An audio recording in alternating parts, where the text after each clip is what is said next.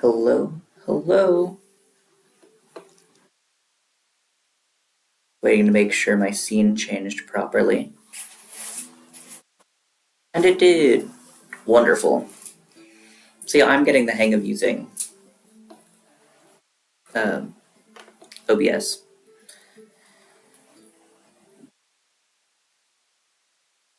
Testing. Okay, and my mic levels look all right.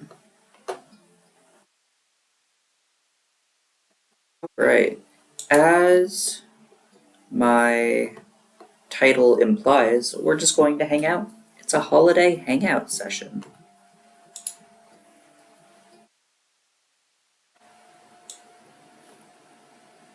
Getting my windows organized.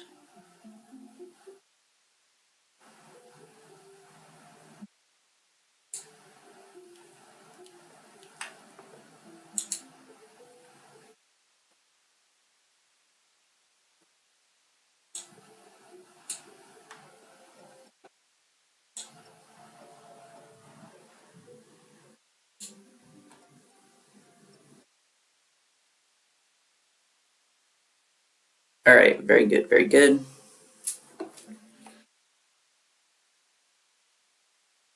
We're going to wait just a little while, just hang out, before I dive into my first topic, which is probably going to be some Christmas or holiday related Reddit posts just to start off with.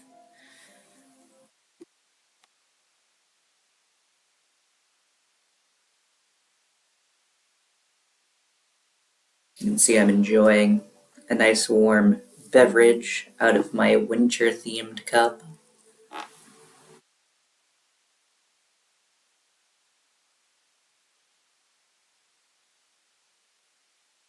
All bundled up because it's cold this season.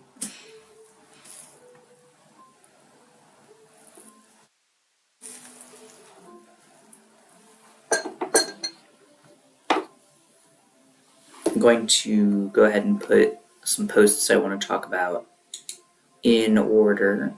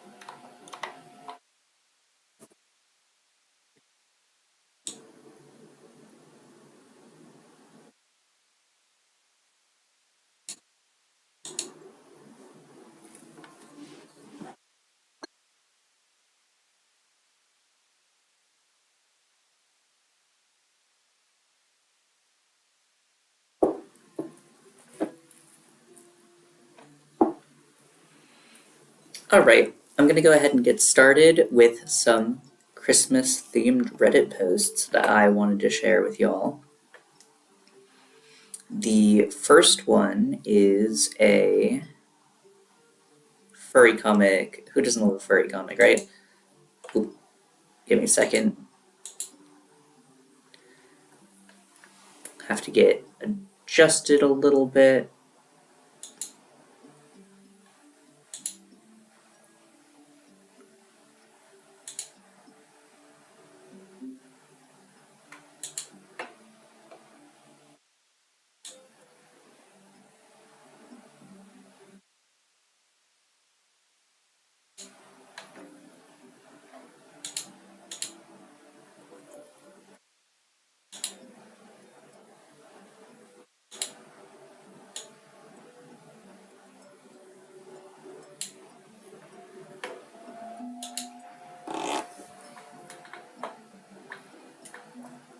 Let's see. Make my video capture a little bit smaller. There you go. You don't need to have me huge in the corner. We can just talk about posts this way.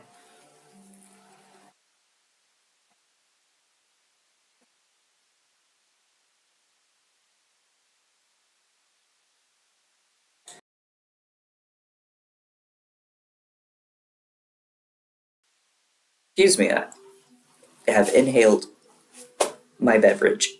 Give me just a moment.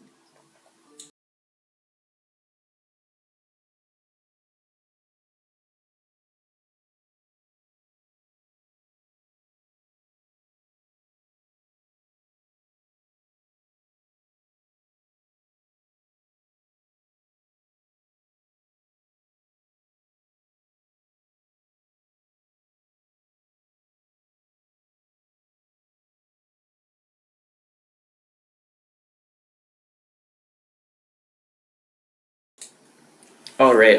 All is good, and we are back. The very first post I want to share today is a furry comic posted to r/furryirl by username Mr. Moore 2007. I did ask, and I went ahead, asked, and got permission to share this comic on stream because I think it's very cute. Nice, light-hearted way to begin the stream. We see here a drawing of a Christmas tree. A cat furry is looking at the Christmas tree and saying, I won't knock the Christmas tree down. Looks at the Christmas tree. I won't climb on it. A human steps into frame. Oh no, what happened? Bam! And the cat furry, on the ground, covered with the Christmas tree, says, It jumped on me first. Everyone knows cats love to climb on Christmas trees, love to cause all sorts of havoc all the time, but especially during the Christmas season when there's all sorts of sparkly fun things to climb on. It just follows that a cat girl is going to want to do the same thing. Again, just a cute, lighthearted comic to start the day with. And as you can see, I went ahead and I asked, can I show this in the live stream? And I have gotten a response saying, yeah, go ahead, show it in the live stream. Yep, here. Sure, go ahead and see it. Go ahead and show it.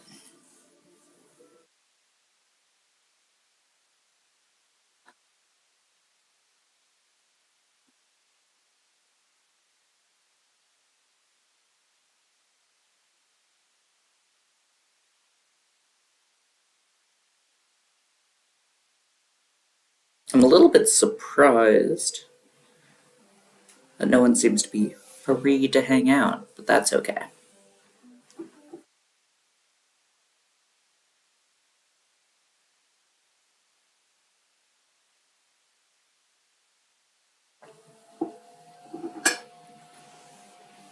I'm gonna mess with my OBS for just a second.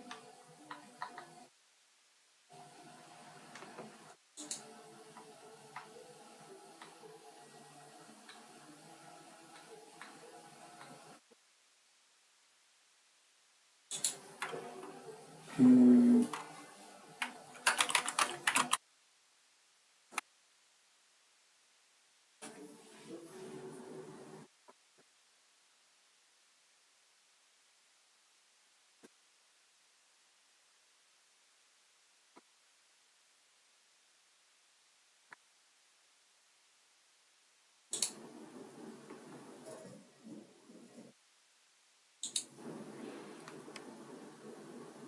I'm going to add some hopefully festive music to the background that is copyright free, of course, so that I don't get in trouble for it, but I just think it'll add to the festive mood.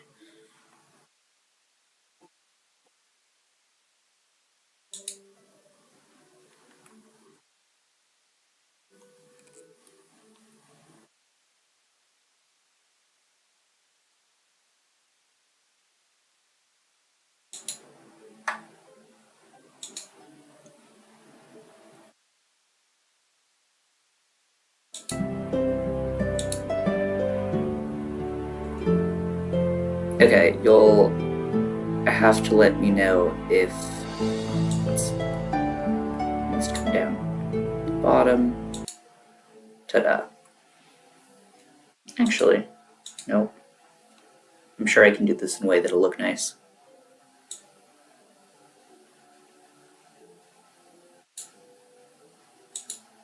There! Now we don't have the blank screen on the side.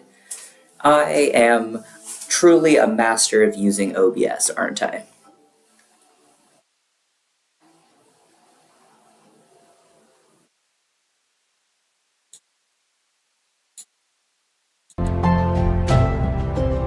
There. Okay, you should have the background music, and it all should be good. There. I can actually check and make sure that things are sounding fine. In just a second. I can actually check and make sure that things are sounding fine. In just a second.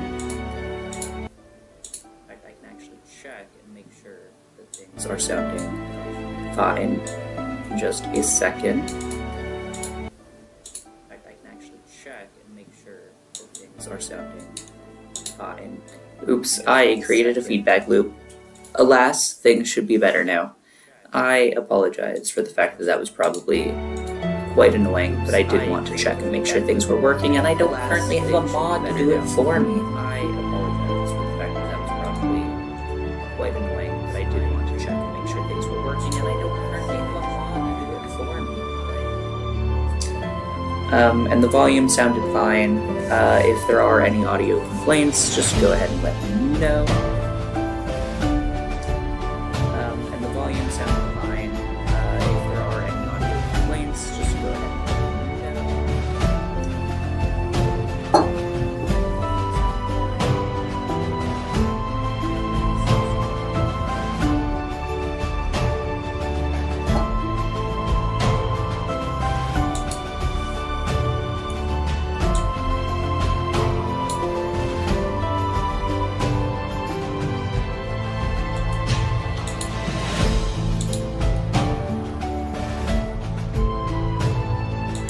Alright, okay.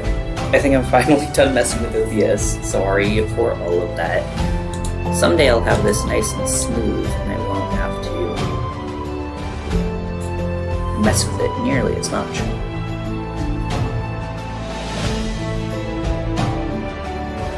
Let me check and make sure I have the right image on top. Yes. Okay. Anyway, again, cute comic to start us off with today.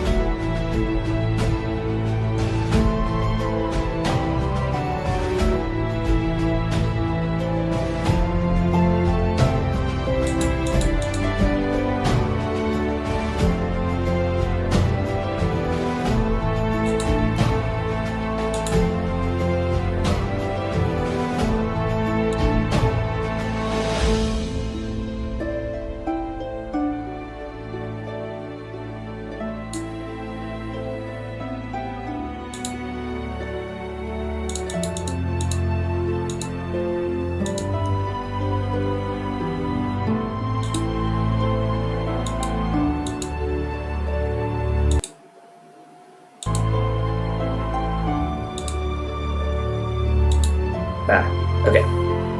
Good. The next thing I wanted to share, let me make this picture.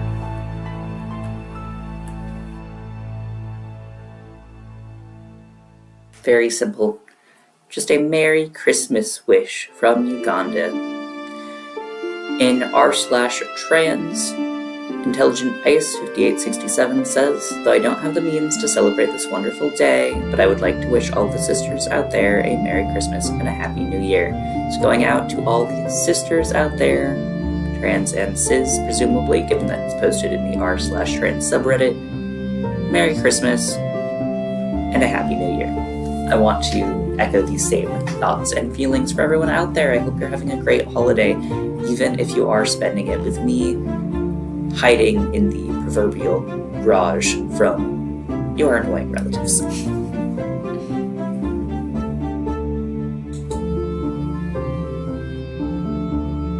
Here we have another meme I wanted to share with you all. That's not.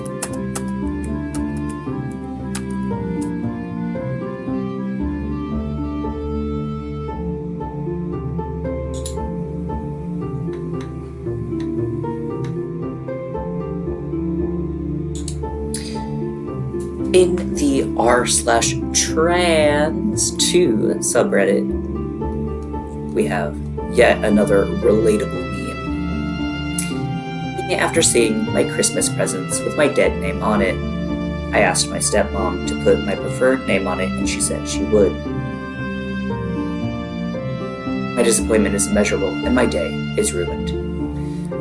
Unfortunately, I'm sure some of you out there are having a day like that, but that's okay. We're all here for each other, and we've all probably been there or in a similar position.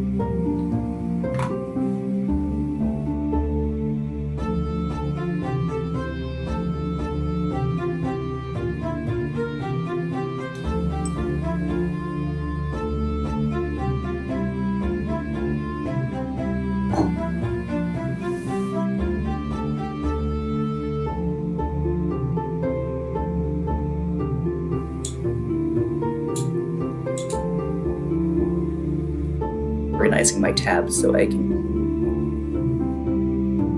go back to the specifically Christmas related posts I want to look at later again if I want to. Here's another holiday post where I get into something a little bit more serious. Also from r/trans2. In my part of the world, this is posted by user Little Rattle Stilt.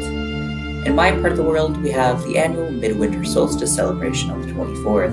So let me get a head start on you all and wish you a happy pagan holiday.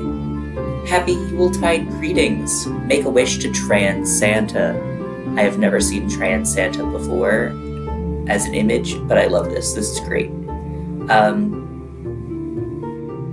And again, although I've said it's like escaping from your relatives during a Christmas party in the title of this, I want to wish happy holidays to everyone regardless of what you celebrate. I, for example, also celebrate Yule much more so than I do Christmas.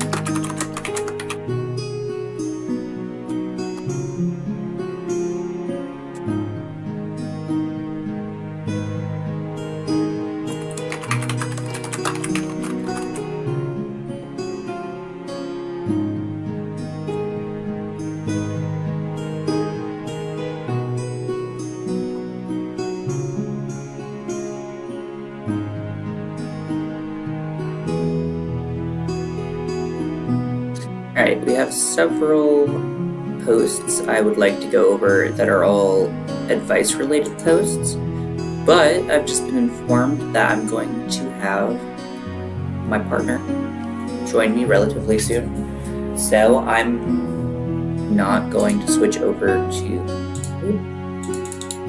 the important posts yet. I'll keep this meme up on screen for now, because it'll be much more interesting to discuss those with another person.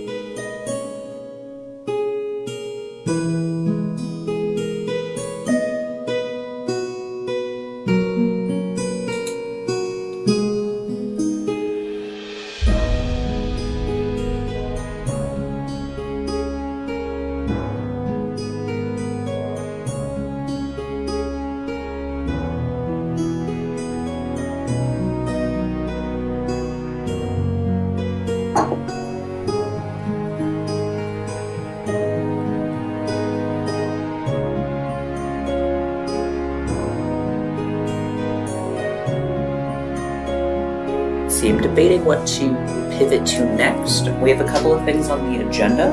We have, again, more like serious advice Reddit posts I would like to go over. We have a gaming session I would like to do. And whatever discussions end up coming up in chat. I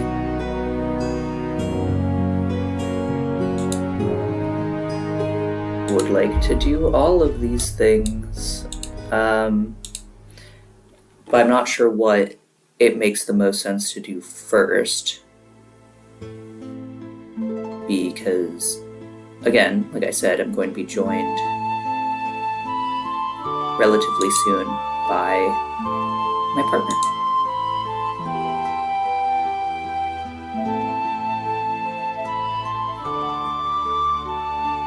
And I would like to not start doing something and then have to switch gears immediately again.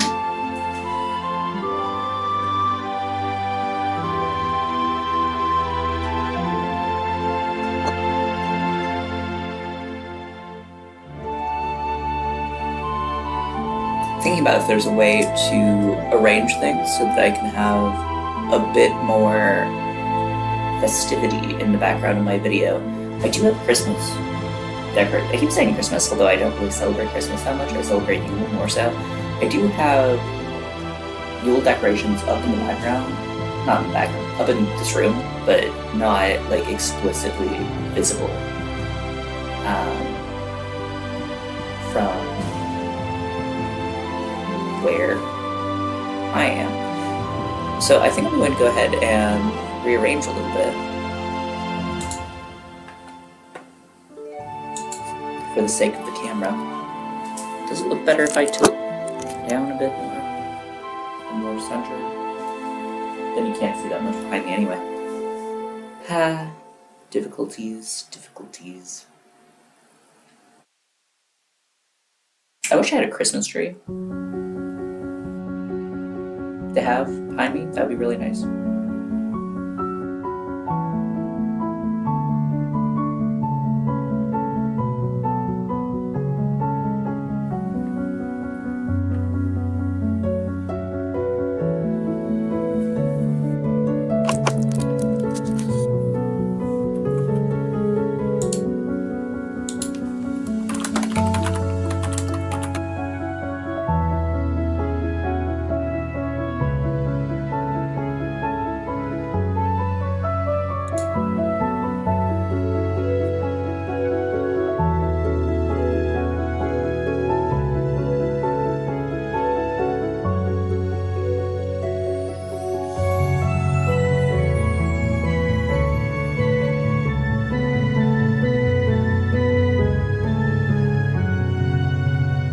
Yes, I'm just looking around. Again, it's because I'm thinking about if I can put something more festive in the background. I have this pretty sparkly red garland, but I don't have any good way to hang it up on the wall behind me.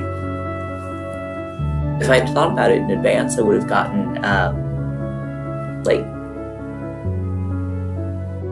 what's the actual name brand of those? The hooks that you can just hang on your wall with, the sticky stuff, and they peel off pretty easily. But clearly I didn't think about it in advance, so now I'm just here with no festive decorations. But I've got my festive background up, so I guess that's okay. Anyway, I want to say hello to the people who are joining in chat. I hope you're doing well today. refreshing to make sure my chat logs are actually refreshing, so that I see if and when people actually write to me, because I don't want to just leave you in chat all alone with no interaction. That would be no good.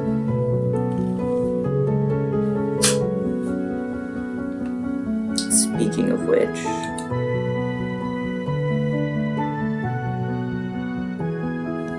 I'll do. We have been looking at various holiday memes and posts.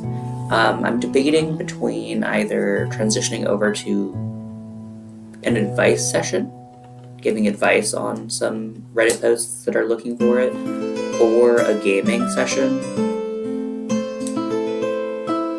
I'm kind of waiting for my partner to get home so that I can see if she would be interested in doing an advice stream session with me, because a lot of times it's more interesting to discuss these posts with someone else than it is to just see them alone, you know?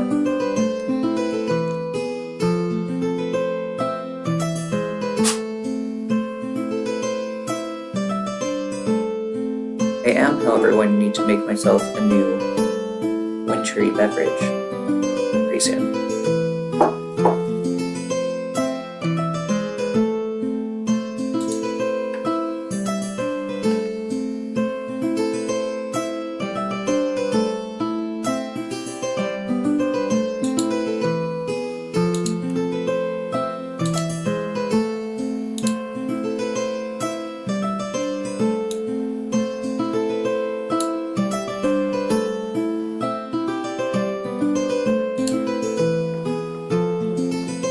I'm liking the backgrounds quite a bit, and I hope you are as well.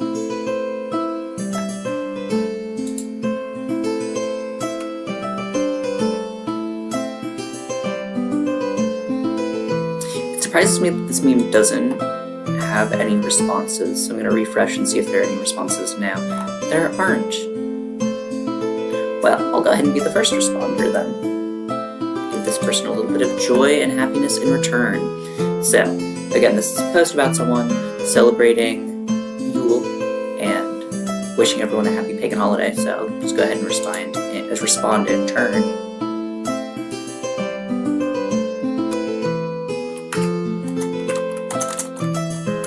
Merry Yule and a happy holiday season overall.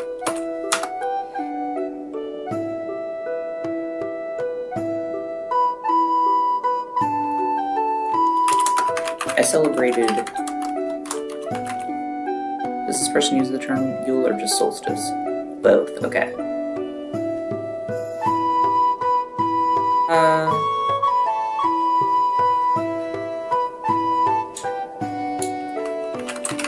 I celebrate the solstice. Oh. Yes.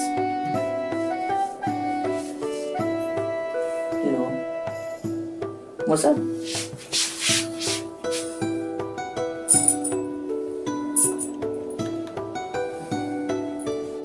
Trans Santa.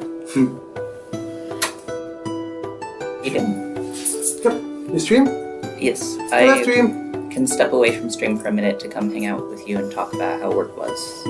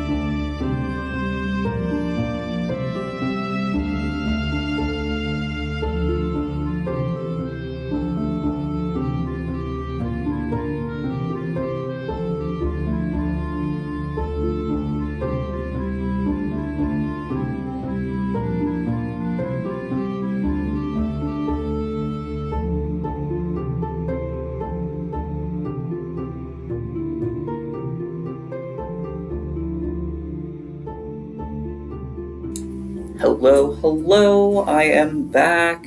I had to step away for a minute. Hold on, let me... Video capture. Hello. I'm good. Toothless Knight, how are you? I hope you're still here.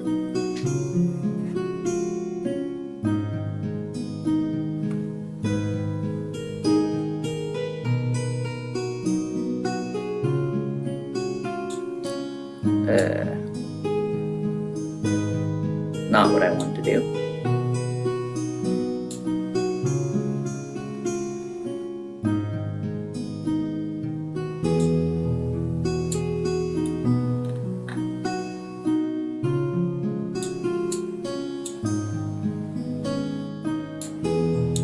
Screw it over. I messed up this setup for my...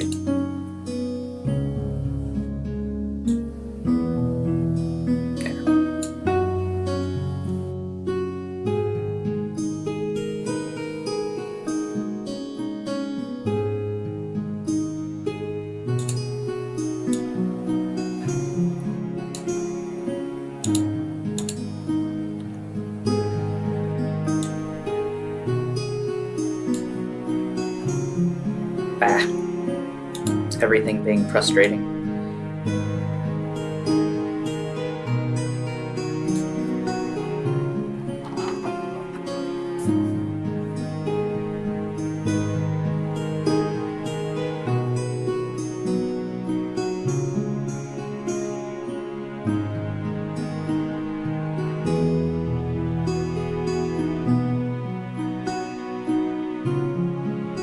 I made myself a tasty holiday treat, by which I mean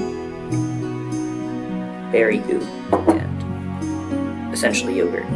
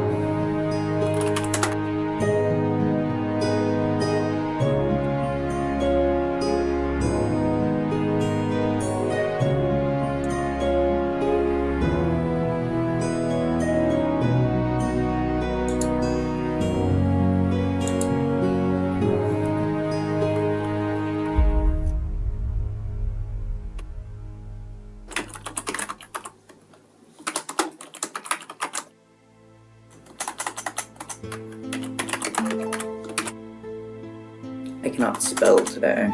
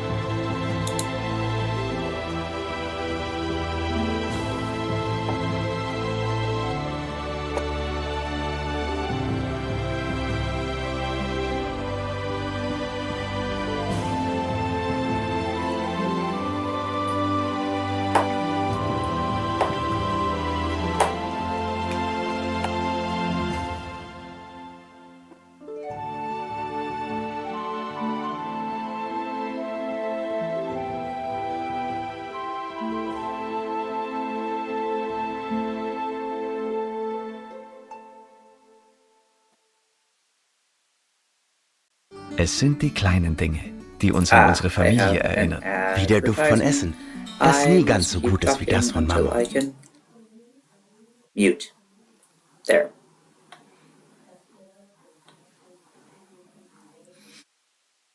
I don't have the background music going through my proper YouTube channel, so it does in fact have ads, which is annoying. I can fix that.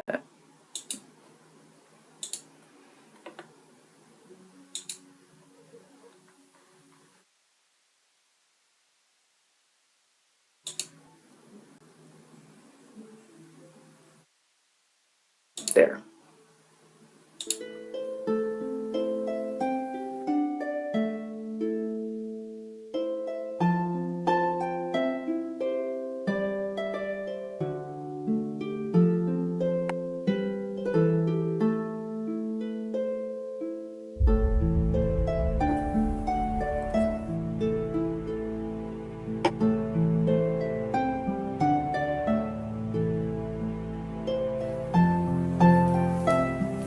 My chat keeps switching from showing me all messages to only showing me the top messages, which is annoying when I want to make sure I'm like keeping track of anything that happens in the conversation.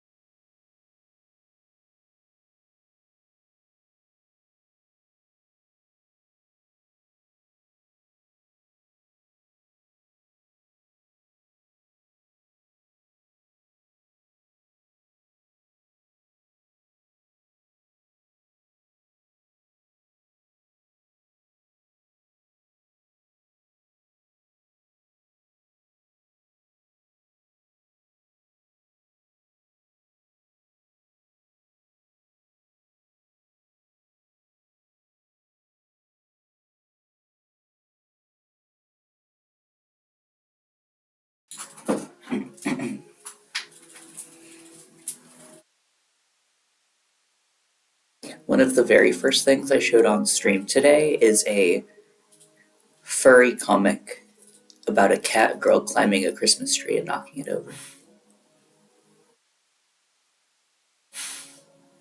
Just see that. Yes, which seems like something you would relate to. Yes. I asked the artist if I could show it on stream, and they said, yes, of course. So, that's nice.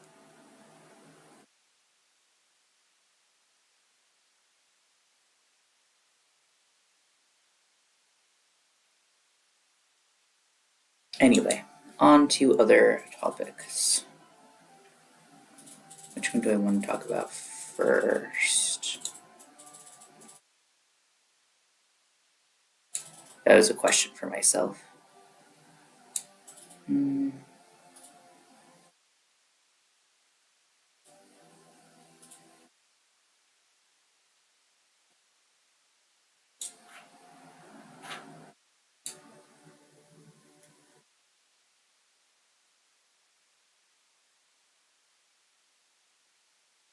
I'll do this one first because it's also something that I think you might relate to and might have advice to add. Give me advice? Or maybe not advice, but thoughts. This is from the r/FTM subreddit. Lemon369 writes, misgendering myself in my head. This is something I've been struggling with recently, and I don't know how to get rid of it. Whenever I think of myself, I immediately picture some girl who doesn't even look like me. When I think about my relationship, I'll refer to myself as the girlfriend, something I'm not. It distresses me a lot, and I've just been exhausted. I've been socially transitioning for about 3 years now, and this has only started these past few months. Maybe it's imposter syndrome, but even then, I don't know what to do. I'm just so tired of thinking of myself as a girl when I know I'm not one. You, of course, would relate to it in the other way, thinking of yourself as a guy when you're not. But I know that even out loud, you misgender yourself sometimes. Yeah. I'm not sure where it comes from for this person, considering it only started recently and he's been transitioning for 3 years. My guess would be either it's something to do with like imposter syndrome and just sort of the rising tide of transphobia sort of globally.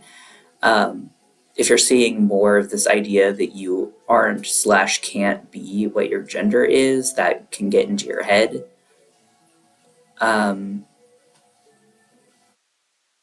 Alternatively, it's possible that this person has some level of like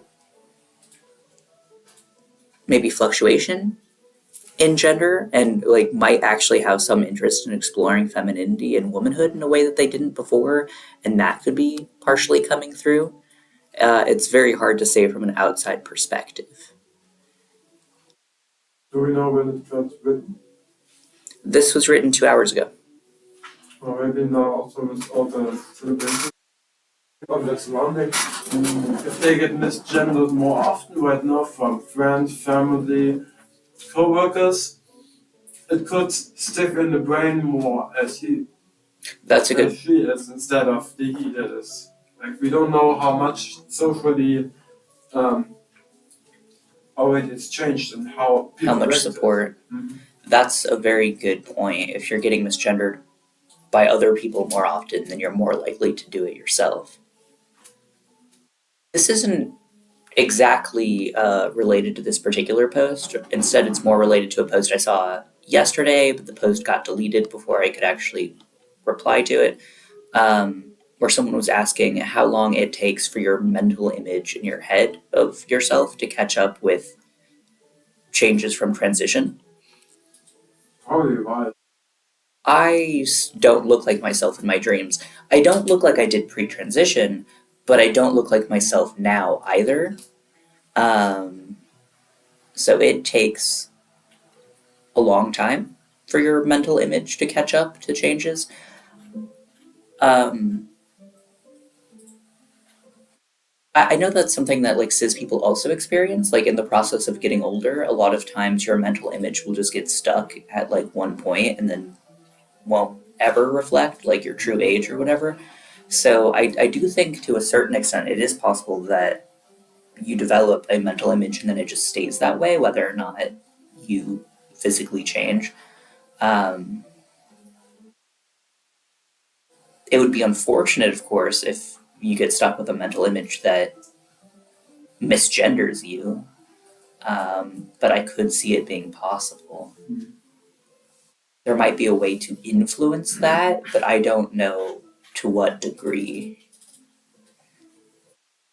I know some people have said that just seeing themselves more often in pictures or video or whatever helps because if you see yourself all the time, then you're like, oh yeah, that's me. That's what I look like.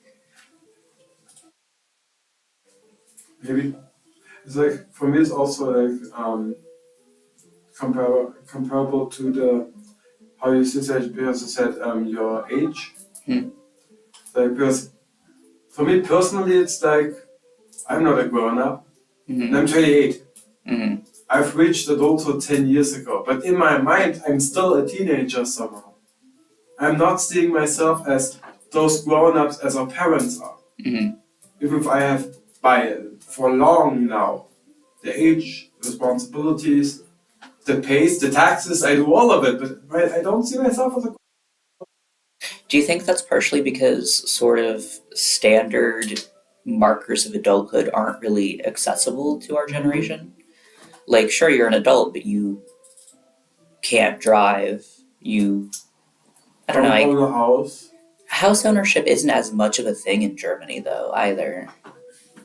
Married, Yeah, children, married, children, such and whatnot. such amount on bank account, have seen some parts of the world already because they traveled with their parents around the world all the time while we didn't have it luxury. You have only been living in your own place for a year and a half now.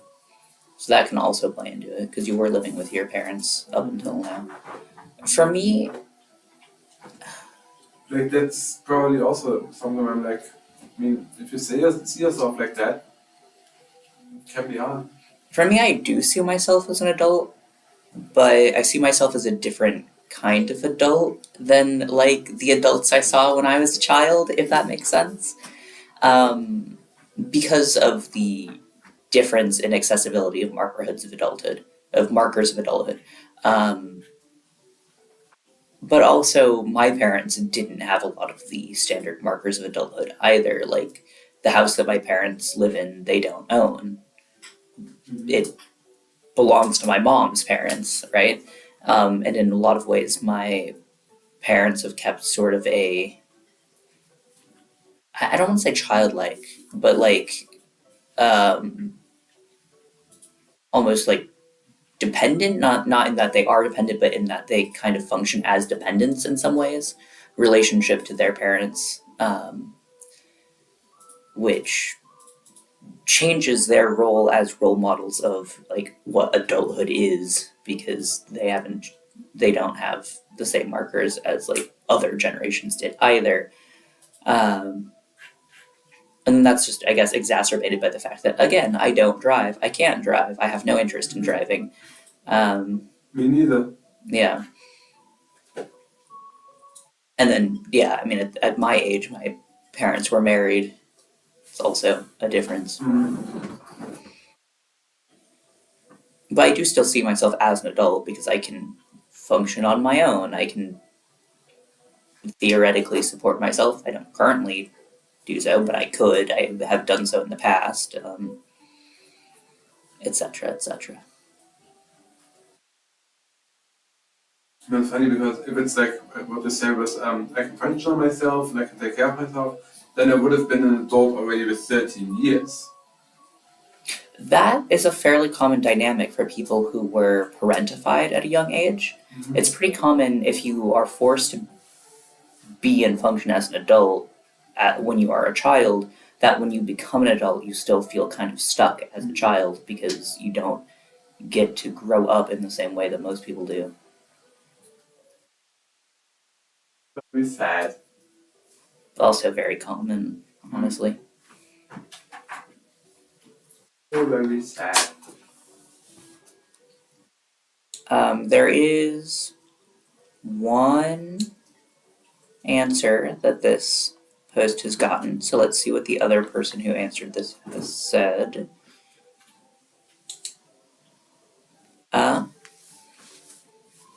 Video was taken writes, "Hey, so I've experienced that before and still experience it occasionally. Personally, this happens way more often when I spend time with people who still refer to me by my dead name and don't use he, him for me.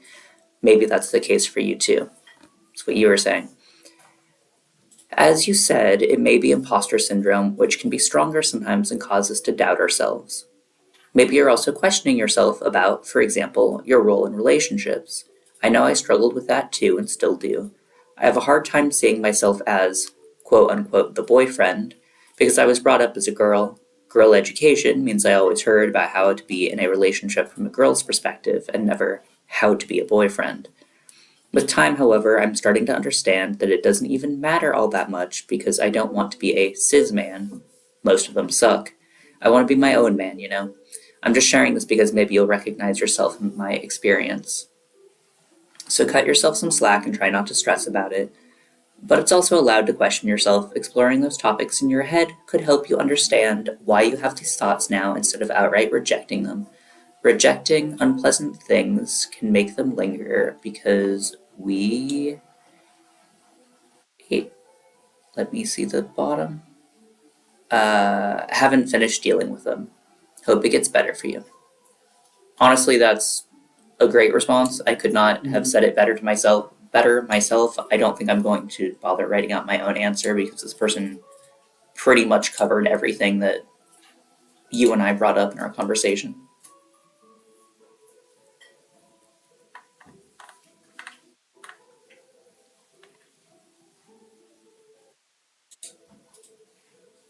So yeah, that was a really good answer.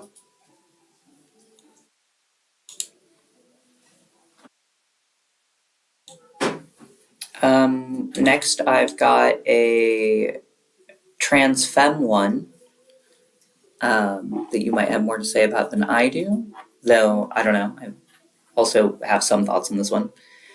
So in the r/trans subreddit, no swordfish 136 writes Christmas and New Year's. So I've decided today to stop being a confused boy finally and to embrace my true gender as a girl. I'm going to strap on my bra and pull up my panties every day now. Starting HRT this week, and I'm gonna make it my goal to go out in public once a week fully dressed. Dress, heels, nails, makeup, purse, so I can get used to being female in public. My dream one day is to walk down the street and have a guy to put their arm around my shoulders. I think it would be a good start on things to shave smooth every day, lotion, and I'm throwing away my boxers finally and buying my first part of my wardrobe, being a lot of panties and things like that, and bras, since my breasts will start developing soon. What else did anyone do at the beginning to break free of being scared? I want your thoughts on this one before I say anything. First of all, cute what you want to reach, like what the person wants to reach. Like the scene, yeah.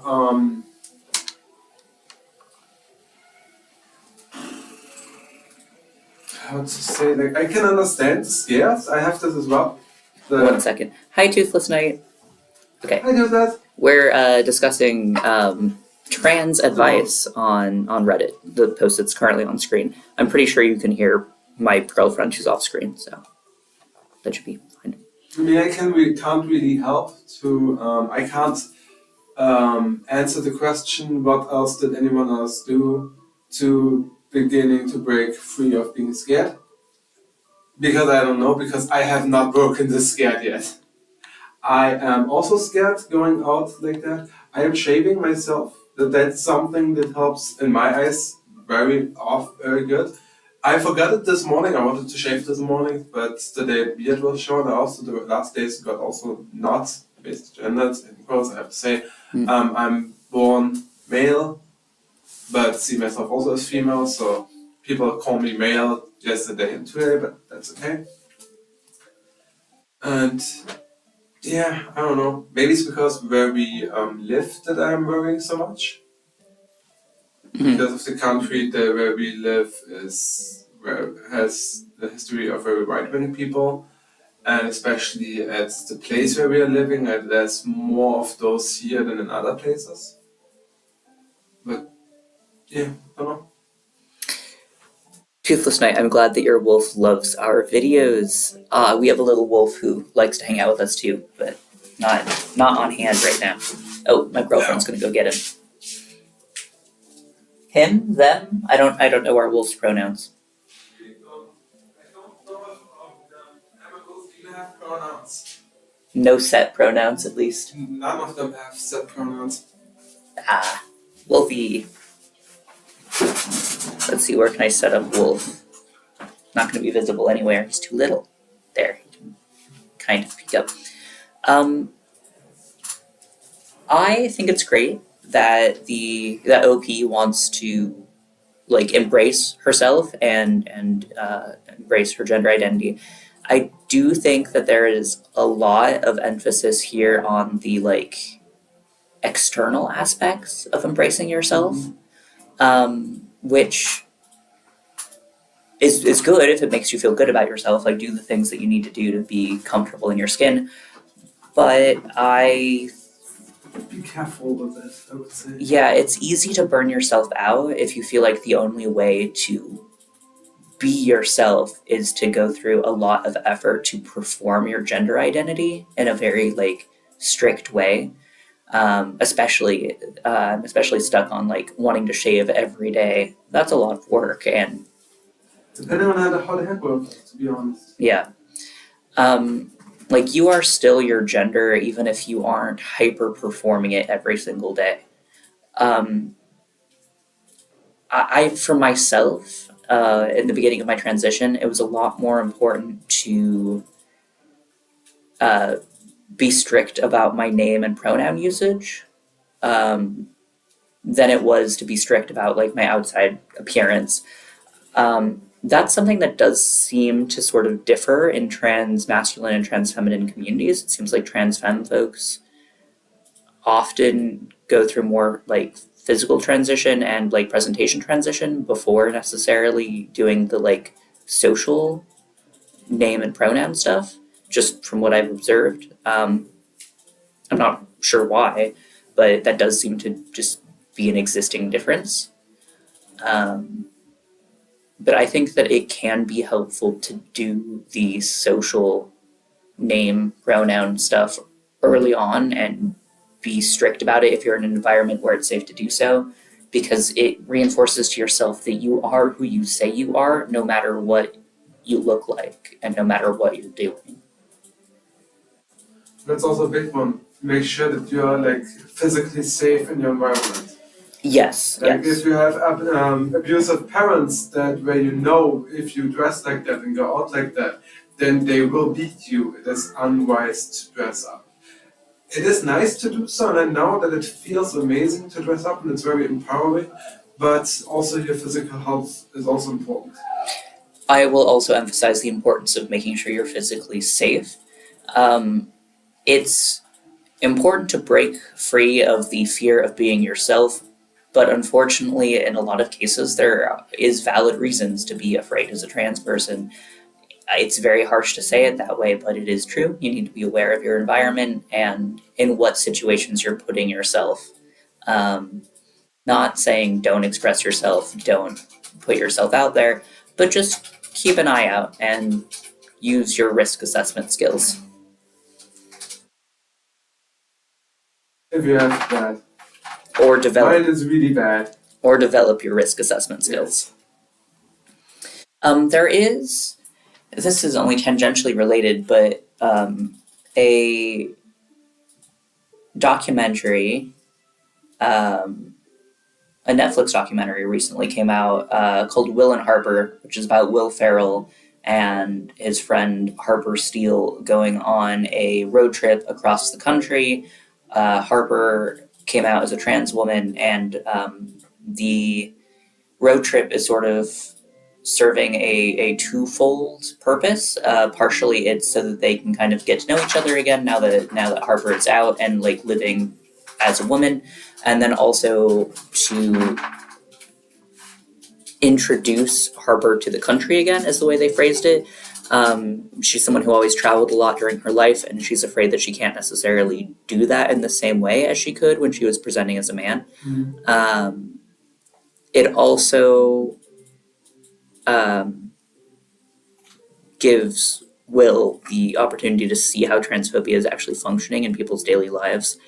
Um, I think that is really an interesting like piece of media to demonstrate that difference between like yes, dealing with fears about being yourself while also being confronted with the fact that as a trans person you can encounter some very scary situations just in your day-to-day life. Definitely can.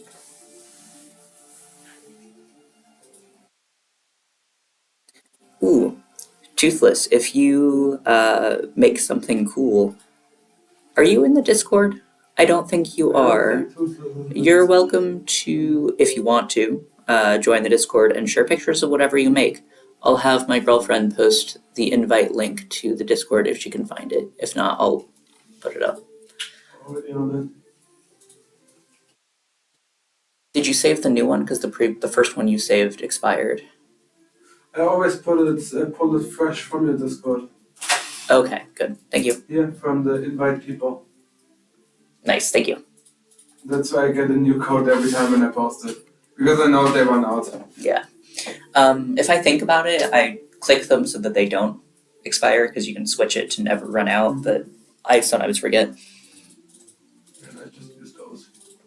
Of course, no pressure. You don't have to share whatever you're working on. It's just I know a lot of people like to do crafts specifically while listening to my streams, and I think it's neat to have a place that people can just show off what they've been doing. Yes.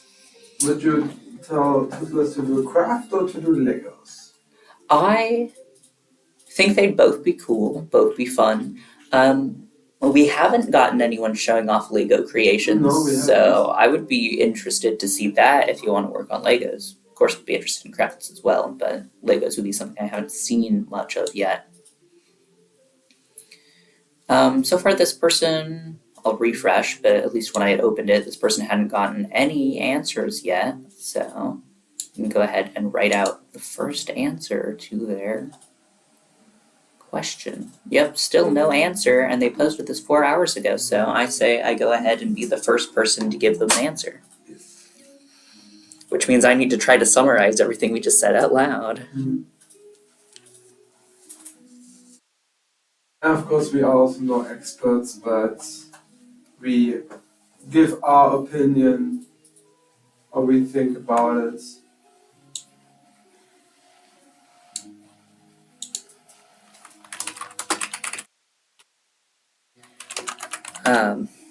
I'm also going to go ahead and just mention that we did talk about this on a live stream because there is, I'm sure, going to be more details in the conversation we had that I'm going to end up writing out. So they could be interested, perhaps, in going back and watching the whole segment.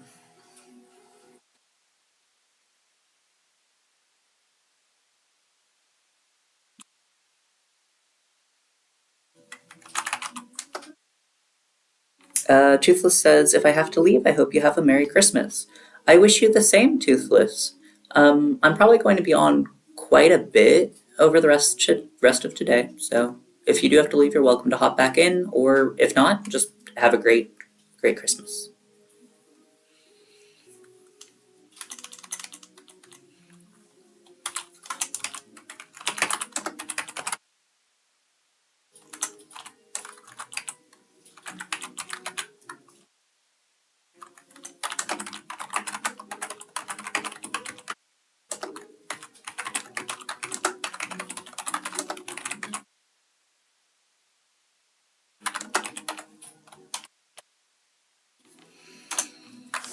All right, trying to think back through what we talked about.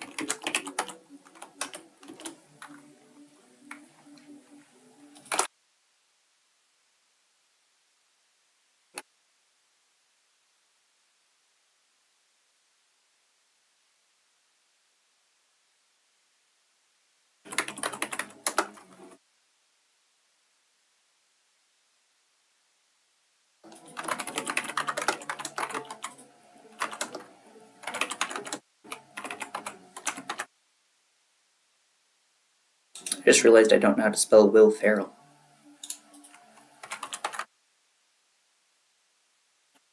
Okay, I looked it up.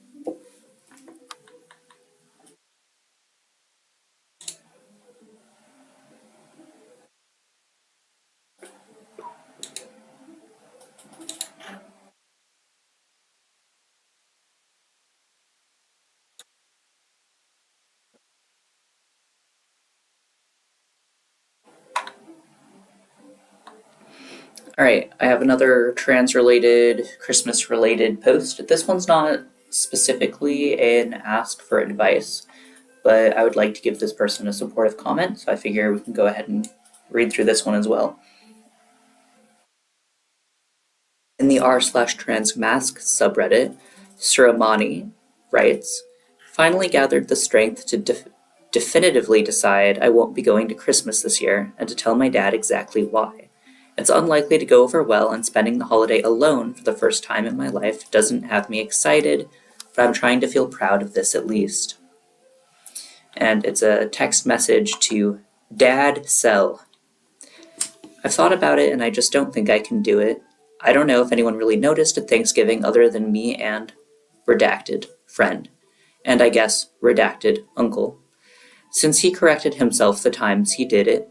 But other than with those two corrections, the only pronouns anyone used for me the entire night were she, her. At least that's all I heard. And one of the first things redacted said when we got home was, why did everyone call you she all night? I don't expect you to get why it's a big deal, and I don't feel like trying to explain it anymore, but I fought hard to get to be he. I gave up all my worldly possessions, financial security, hopes for marriage, family, 80% of my most beloved companions, just to be he. And no matter what else is layered on top, no matter how nice people try to be about it, if I have to hear she one more time, I'm gonna cross over from the dull depression I've been in since Thanksgiving into just end me now territory. So I'm just not gonna gamble with my mental health like that. It'll suck a lot to not get to be part of my own family's Christmas, but not as much as the soul-crushing dysphoria I'd have to deal with for the next month or two if I win. Maybe just practice talking about me using my correct pronouns or something, till even the slip-ups stop happening, that I can come to get dinner again sometime.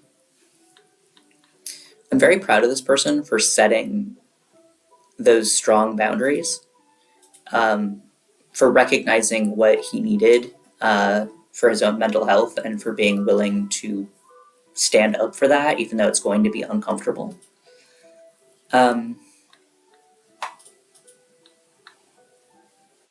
I guess my main suggestion would be that just because you're not spending your Christmas with family doesn't mean you have to spend it alone. Um,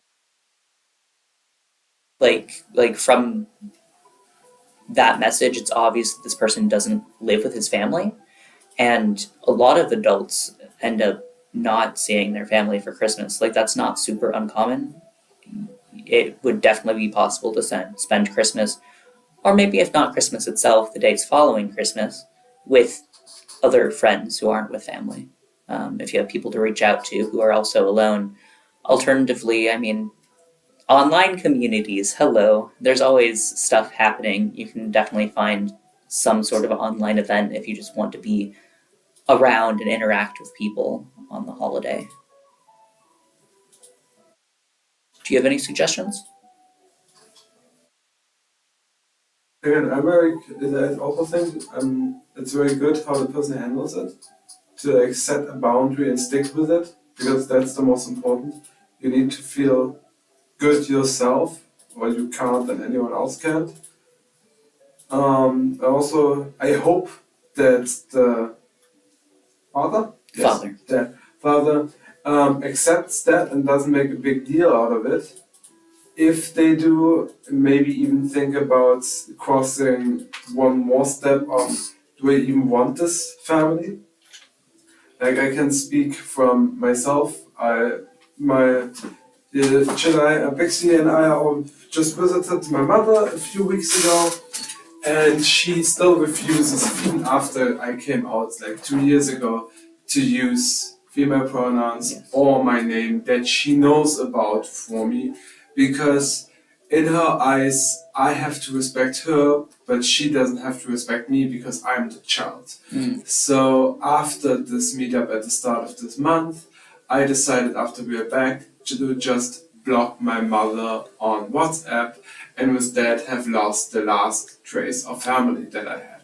But I rather have no connection to my family than being unhappy and being misgendered all the time, especially from the people who should support me but never have in my whole entire life. So I would say, take your time. You don't have to be alone only because you're not at your parents. Friends exist, online communities exist, trans communities exist. And also, sometimes, or all the time in my eyes, the people who are good for you are always more worse than the people that hurt you, no matter if it's blood or if it's not. Like, build yourself the support structure that you need to be happy. That's the most important in my eyes. Very well spoken, very well said. Thank you. I don't know if this person already has an answer. If not, you can summarize what I said. There's a couple of answers. I'll refresh, make sure there haven't been more since I opened it. And I can read. Both the answers are quite short, so I think I am going to have to end up summarizing yours. Pancakes says, I'm proud of you for standing up for yourself. I hope it goes better than you think. Some people can change, and I hope they do for your sake, but I completely understand. I'm out to my husband's family, but not mine, so it's going to be really weird and aggravating going between people's houses all day and getting called two different things. The holidays can be a stressful time for people like us. And then Long Cauliflower says, maybe if you have any friends who are also estranged from their families, you could spend Christmas with them. Both good, but short answers.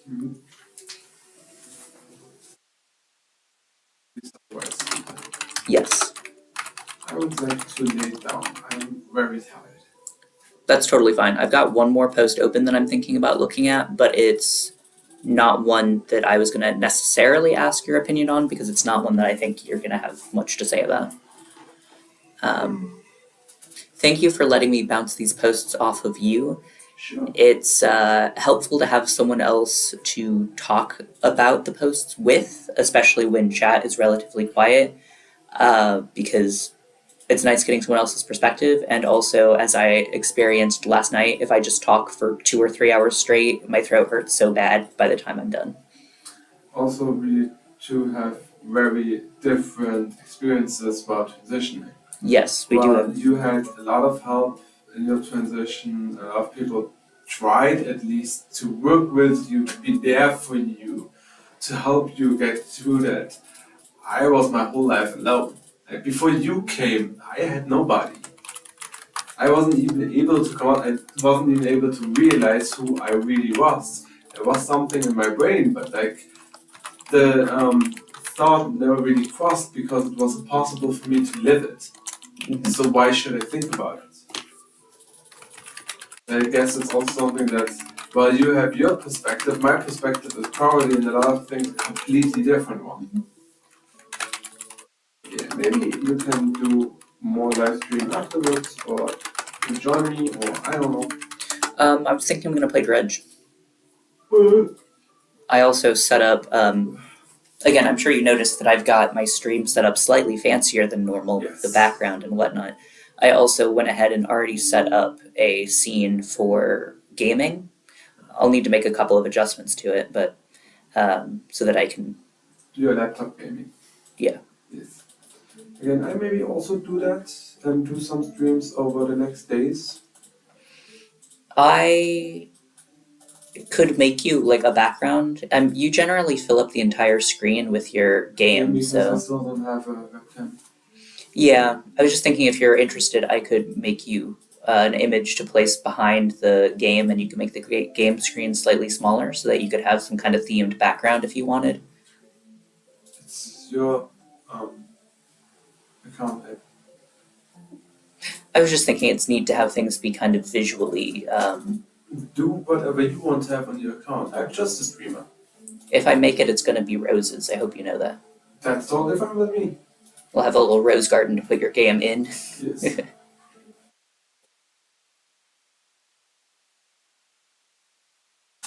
Say Rose Garden, maybe I pick a game that is like that. I really like the snowflakes on the purple background. I'm very happy with how that turned out.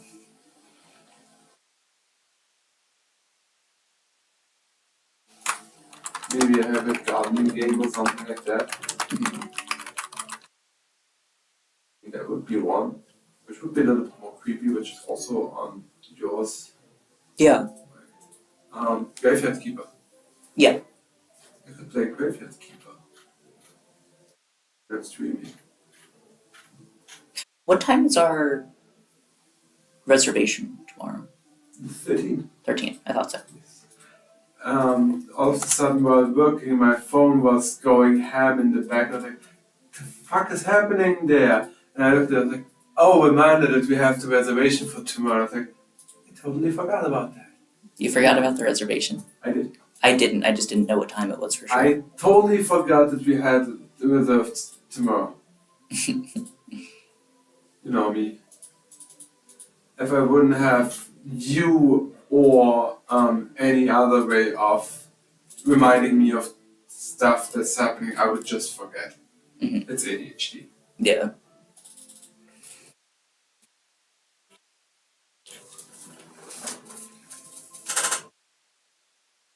Yeah, I can play some Graveyard Keeper. I can make a new account.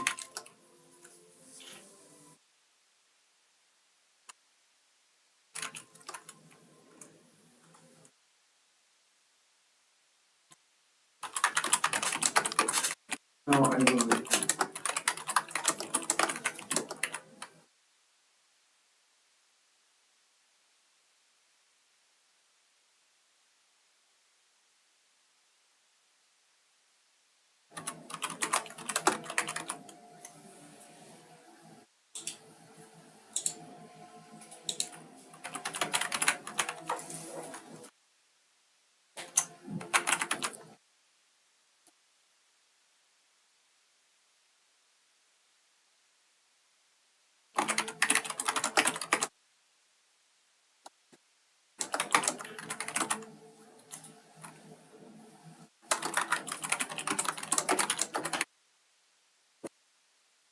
See you later, baby.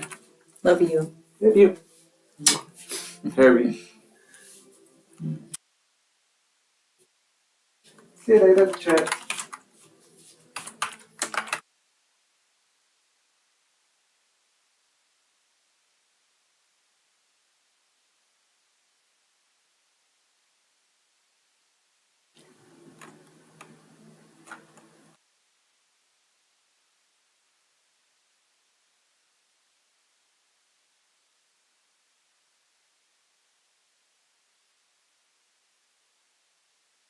Oh, hey, Zen. Merry Christmas. I hope you're doing well. We've been doing Reddit advice discussions. So I'm currently typing up a summary of the discussion that we just had for someone who has decided that they're not going to be part of their family's Christmas, part of his family's Christmas, because he keeps getting misgendered. So I'm going ahead and writing out my advice and condolences for this individual before moving on to the next advice post. I hope you're having a really great Christmas and a great time with family, friends, whoever you're spending your Christmas with. I'll go ahead and read aloud what I've already written, and then I can say aloud what else I'm going to write in response to this one. I talked about this post with my also trans girlfriend on an advice live stream, actually, which I'm happy to send your way if you're interested in hearing the whole discussion. She has had similar experiences of having to set very firm boundaries with family members over being continuously misgendered. First off, congratulations on setting this boundary. It's very important and very impressive to be able to recognize what you need and insist on it, even when it could cause uncomfortable confrontations.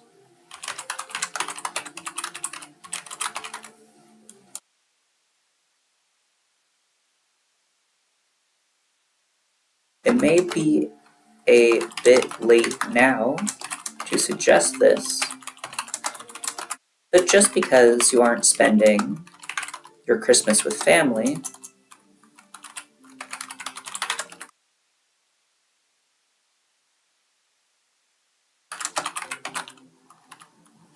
doesn't mean you have to spend it alone.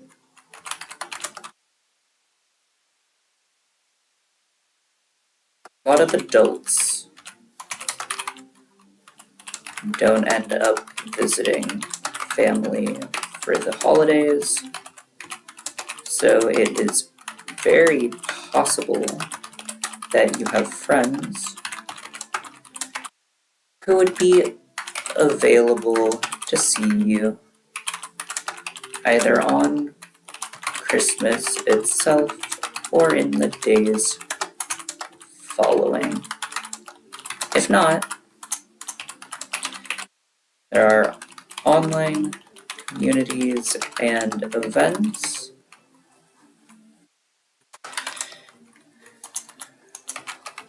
as well as queer and trans specific communities and events that I don't know how to end the sentence.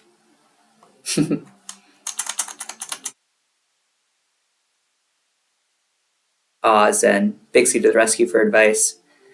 I hope you guys will/are having a Merry Christmas. Yes, we haven't done a ton Christmassy yet. Rose has only been off work for about an hour and has now gone to take a nap. But I have been having a very good Christmas Eve day, drinking out of my little holiday-themed mug. And I'm looking forward to just having a quiet evening with Rose.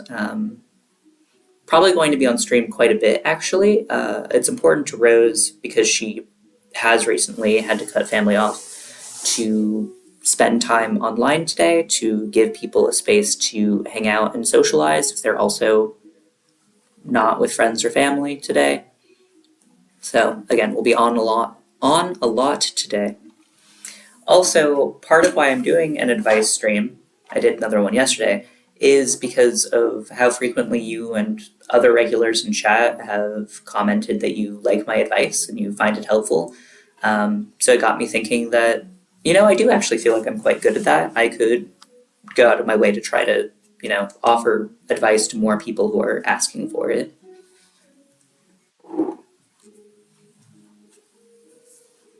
Nice. It's always good to see you. I know that you've been offline a bit more often recently than is necessarily usual, though I have seen that you've posted more in the last couple of days. So it's always good to see you around. even if I seem to have horrible timing and cannot catch most of your lives, unfortunately.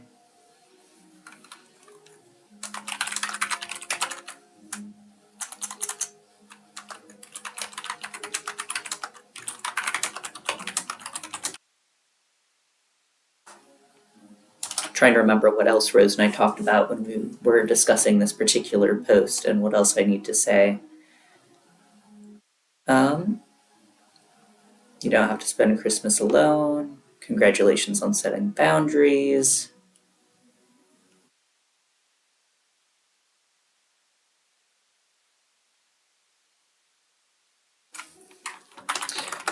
My girlfriend added that as difficult as it may be, if your family still refuses to respect your identity after this, it may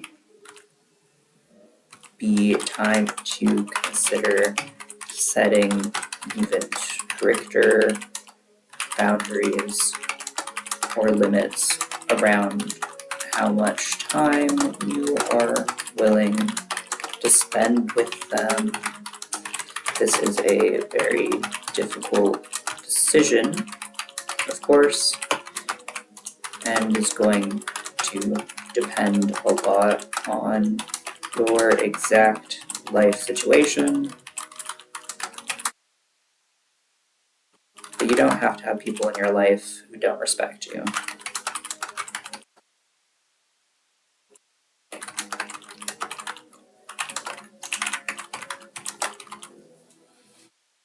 See. Yes, you've been taking a break since it's the school holidays.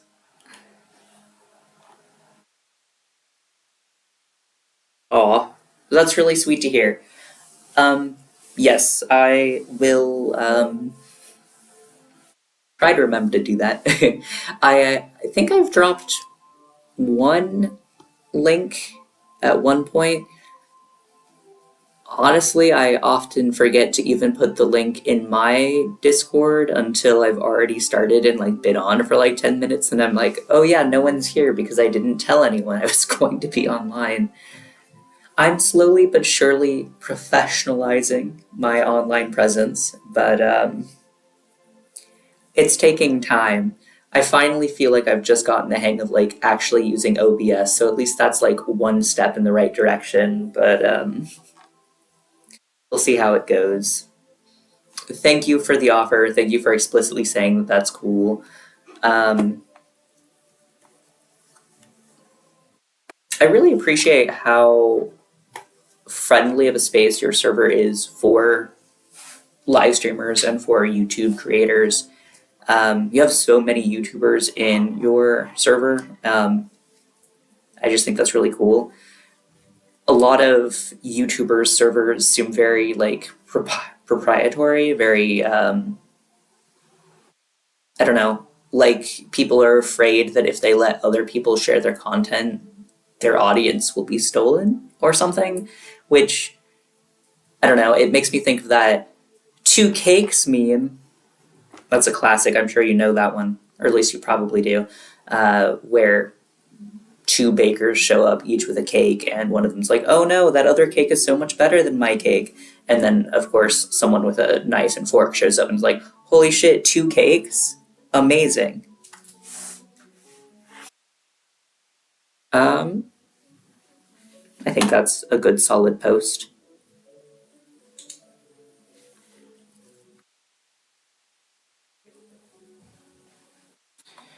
I have exactly one more post that I have set aside that I wanted to answer, and then I'm going to probably transition to gaming because I have found that if I just talk, just straight talk for the length of an entire stream, my throat is so sore by the end of it that I am dying. You turn on the light, it's getting dark in here. It's not allowed to be so dark. After I reply, I do always like to refresh these posts and see if there were any other answers that came through while I was writing mine.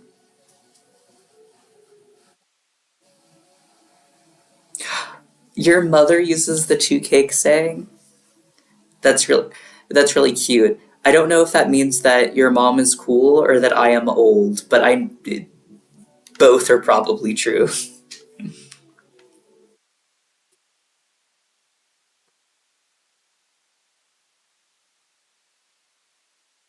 I love hanging out with all of the regulars, but because you are all generally quite a bit younger than me, it does frequently make me feel kind of old.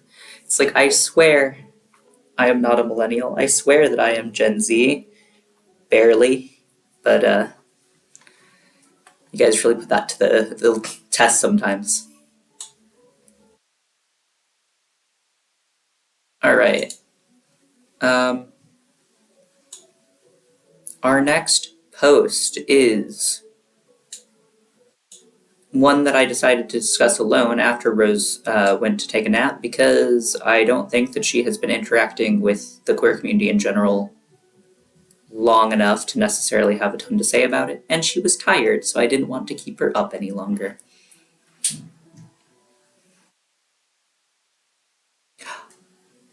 That is so cool. I'm glad that she helped you put the flag up. Hanging flags can be kind of annoying. You can't see the two that I have on my wall here, but they are not hanging straight because it's not easy to do so.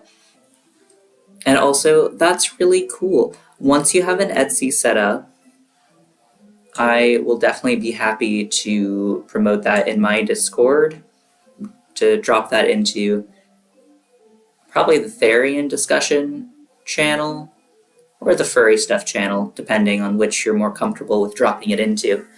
Um, that's cool. I briefly had an Etsy as a teenager where I posted pagan and witchcraft related crafts, which was cool. I don't remember why I stopped doing that. I think I had issues with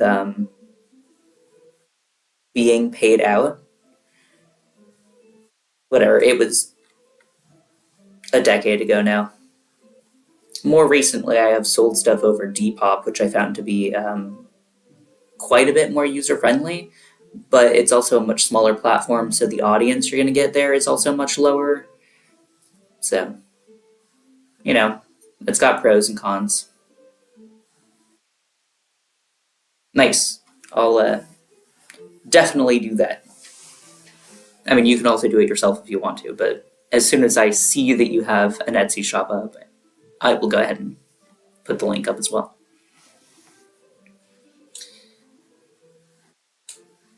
Speaking, okay, before I go into our next advice section, since we're talking about animal related things, I'll show you this furry comic that was like actually the first thing I started stream with today. I did ask the artist and they were happy if I went ahead and showed it on stream. So posted in Furry IRL, we have looking at the Christmas tree. The cat girl. I won't knock the Christmas tree down. Looking at the Christmas tree. I won't climb on it. Bam. The human rushes in. Oh no, what happened? Cat girl. Crushed by the Christmas tree.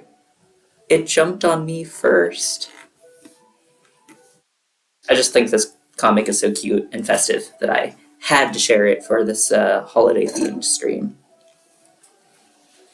I think this is the third or fourth time I've showed it on stream today. Every time someone comes in, I'm just like, look at this cat girl Christmas comic.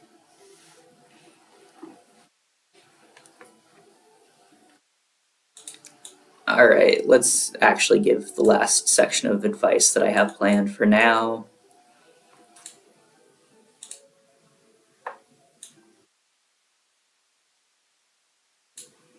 All right, this post itself is not explicitly sexual, but it does definitely like touch on some themes of sexuality and relationships. So I'm not going to end up saying anything explicit, but those themes are going to be present in this discussion.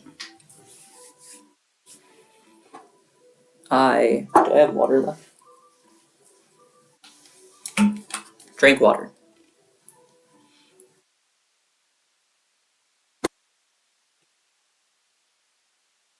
In r/ftm, a username that I'm going to have a hard time pronouncing, Mato Sinos Lover, I feel like that's a character from something I'm not familiar with, posts the implications of the word chaser. Here's a thing I've been thinking about for a while now. In the gay community, being a chaser for bears or for chubby guys is quite normalized. Since coming into this community as a trans masculine person, I have felt at home in considering myself a chaser or admirer. That doesn't mean that I objectify big guys, but it makes it easier in terms of dating and hookups to find men that match the body type that I admire and prefer in a sexual setting. Apps like Scruff allow users to identify themselves as a bear, chub, or a chaser, and it helps people find who they feel attracted to. It promotes body positivity in a society where individuals often have to apologize for being overweight and are being seen as less than. Whenever I hear the word chaser in a context of trans people of any gender, the connotation is very negative and chasers are not welcome, neither online nor in real-life events. Although being trans and being fat are two different things, they are both in their own ways seen as a negative in general society, and both face their own struggles in discrimination. So I wonder why there's such a difference in how a chub chaser and a trans chaser is being seen. I think this is a interesting conversation to be had, because I have definitely witnessed this difference between the like neutral use of the word chaser versus the very negative use of the word chaser in trans spaces. My immediate explanation or my immediate thought is that the word has just taken on different connotations in the different spaces. So even though they are the same word, they are functionally acting as different words in the different spaces, just by nature of the way those spaces have developed. In trans communities, the word chaser is often heavily associated with that sort of objectification and degradation, possibly because so many individuals would be willing to have sex with, to chase a trans person for sex, but not be in a relationship with them. You do see that with cis people. For example, the term chubby chaser in like a straight context is, at least when you're talking about male chubby chasers going after female heavier set women, that's generally also seen as very, very negative, and similarly objectifying.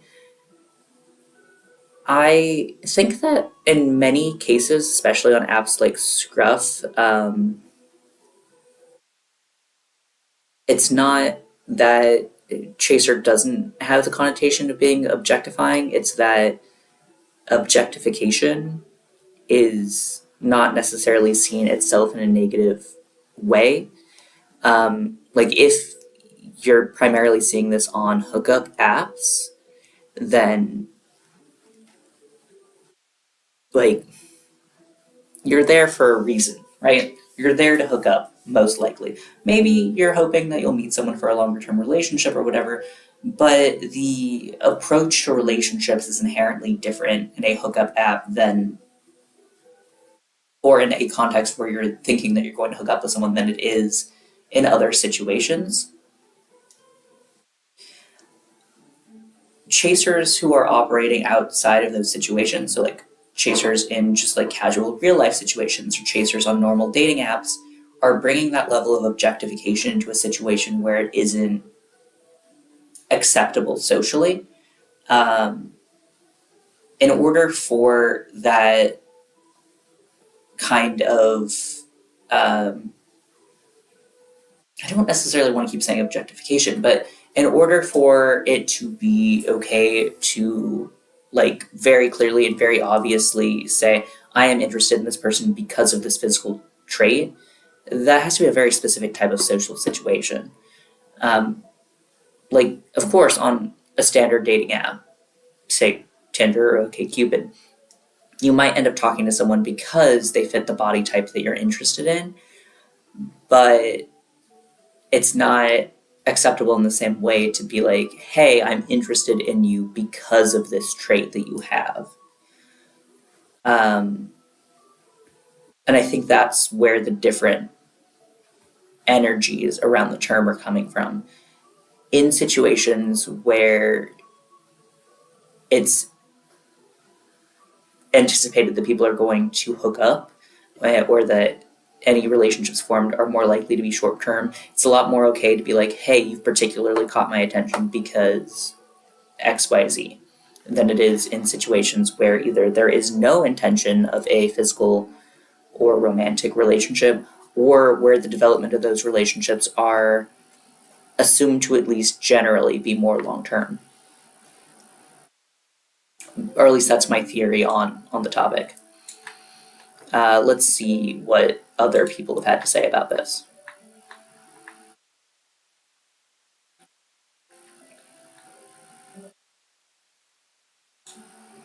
I don't know what's wrong with my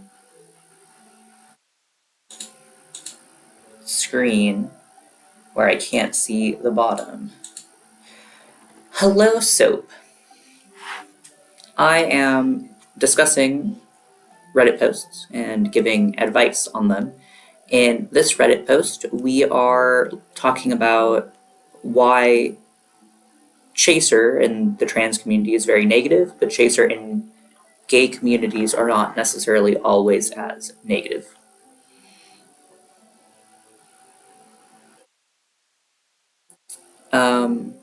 I think that this first answer that has been given hits the nail on the head with everything that I just said in much more words. Quote unquote, I have a physical type, and that type is a body that has a history of oppression, can be liberating. Very often, though, it's more like, quote, I think with my libido and see you as interchangeable with all of the others of your type. I think that sums that up kind of nicely. I said a lot more in my original answer, but do I even think it's important to read the next one out loud?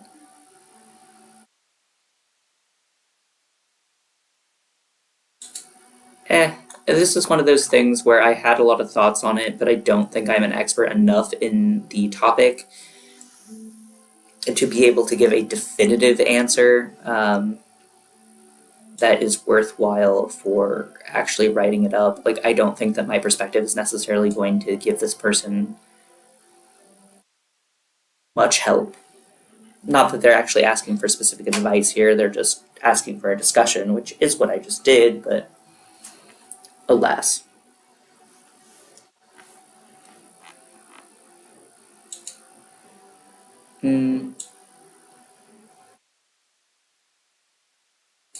Yeah, I'm gonna pass on writing out an answer to that one because I don't feel confident enough in the value of my answer.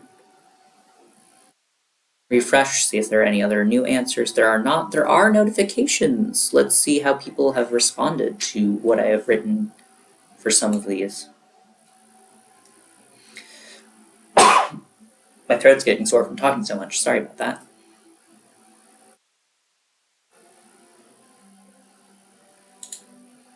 Yes. Those of you who are here who haven't seen this yet might appreciate seeing this. This is the Trans Santa bringing Yuletide greetings. I commented on this post saying that I celebrated Yule on the 21st, and it seems I've gotten a reply. Scroll down more, please. Please? No? I love when My screen doesn't want to. There, okay. The OP replied to me saying, I'll read my full first comment first. Merry Yule and a happy holiday season overall. I celebrated the solstice on the 21st, actually. I know the date that people observe it differs, but I pretty much always go for the 21st or 22nd, just to make it easy on myself. Then the OP of the trans Yuletide Santa replied with, we talked about celebrating it on the 21st in my family too. Only reason we didn't go for it was because that discussion happened on the 20th, and that was a bit too short notice to make changes in our plans. Maybe next year, though. I'm very pleased with that answer. I find that very nice. I need to fetch more water and maybe a hot beverage because all of this reading has, like I said, given me a bit of a sore throat. So I'm going to leave you with Trans Santa while I do so, and I'll be back in like 3 minutes. Just long enough to heat up some water and also fill up my water bottle.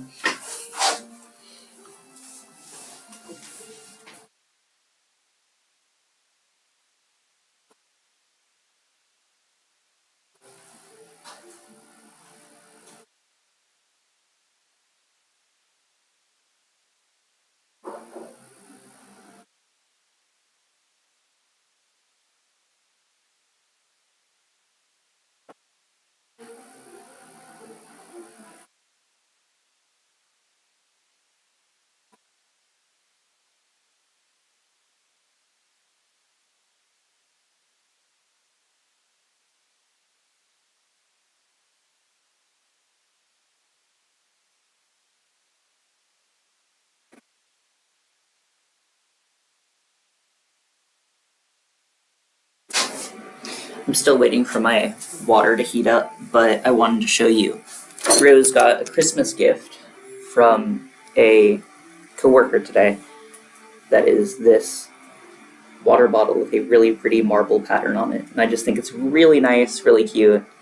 I wanted to show it off because it's very nice. It also happens to match the wrapping paper that I'm using for gifts this year. I am also using white and gold wrapping paper with a marble pattern, so I was so tickled to see that they just by happenstance match.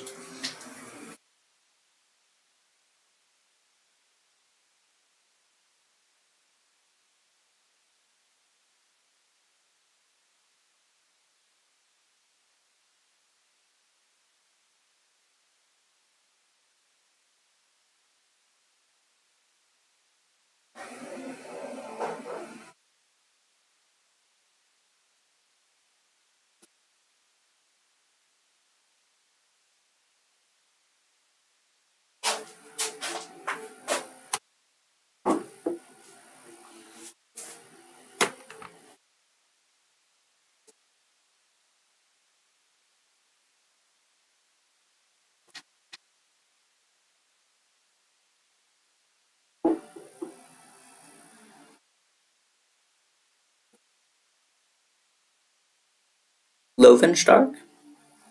Loevenstark? I'm not sure how to pronounce your username. Um, you didn't think that I would show. I assume you mean the water bottle. You don't happen to be the coworker? If so, I'm slightly embarrassed that I decided to show off the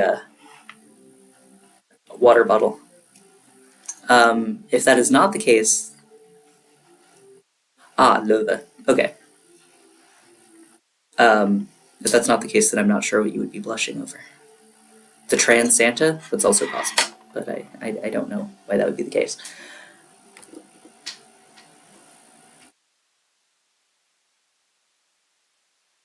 That's funny. That's really amusing. Oops. Alright, I'm settled in with my plain water, my hot water, encouraging all of you to make sure you get water and stay hydrated. Zen. Zen is currently working on a new persona. His name is Devin, Dev for short. He's also got a human form. might show it after a few pictures are done. I would be very excited to see that. So like definitely feel free to show it off. You can drop it in the Discord, and if you want me to, I'll even pull up the Discord and I can show it on stream. Am I going to dig myself further into this hole? Yes, I am. I'm going to grab some of the gifts that I wrapped just to show off the fact that the white and gold marble does in fact match, because it's so funny to me.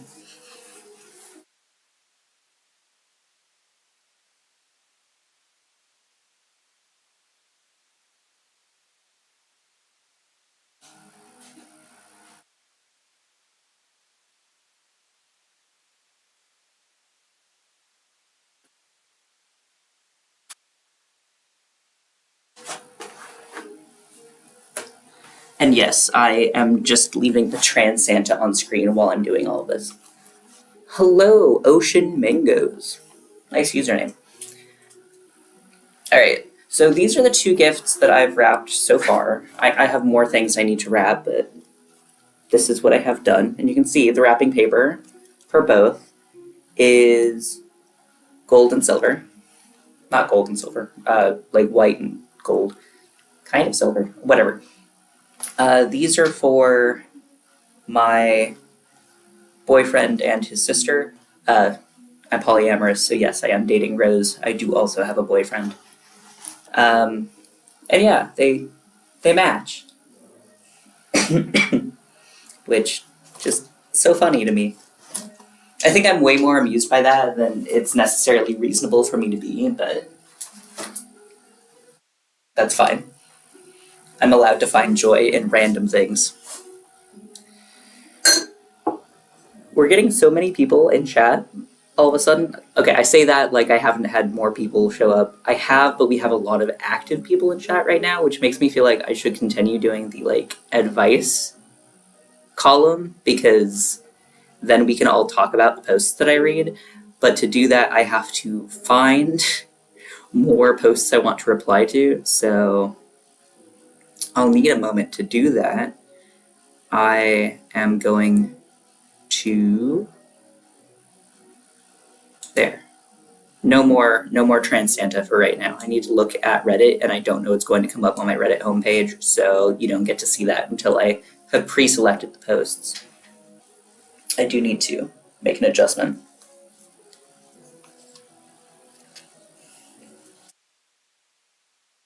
That makes sense, Zen. I kind of suspected that, but I wasn't going to say anything about it.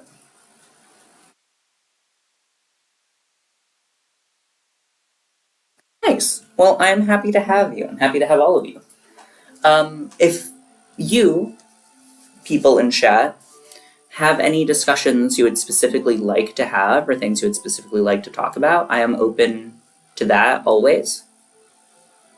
I'm using the Reddit posts mainly as a jumping off point for discussions. So if you have discussions you would like to talk about instead, feel free to just let me know.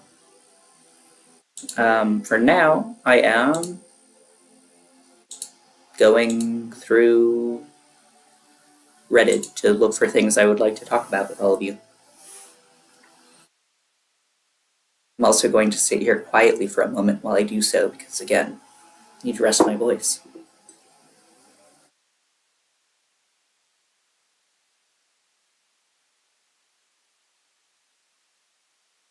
Some of you in chat, I know your names that go with usernames. A lot of you I do not. So if you have introduced yourself by name and I don't remember, I apologize in advance. I keep meaning to make a list of like usernames and then what people have introduced themselves as, so that I can use your actual names for all of you.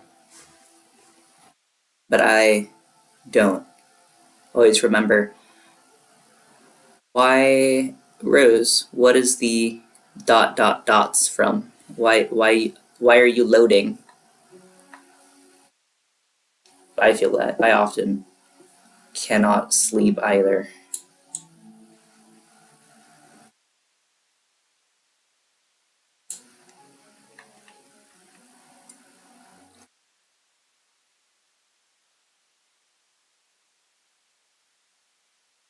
Mango. Okay.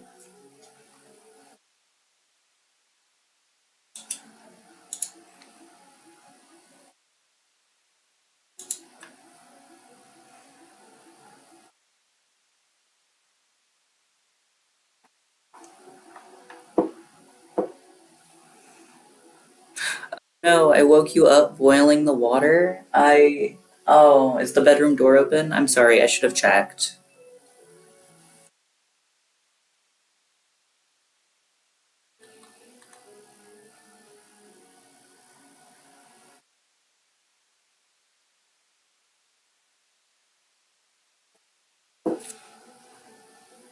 How many furries do we have in chat? I have a Reddit post that we might all be able to talk about if we've got a couple of furries. I know we've got some Therians. Um, but furries? Raise your proverbial hands.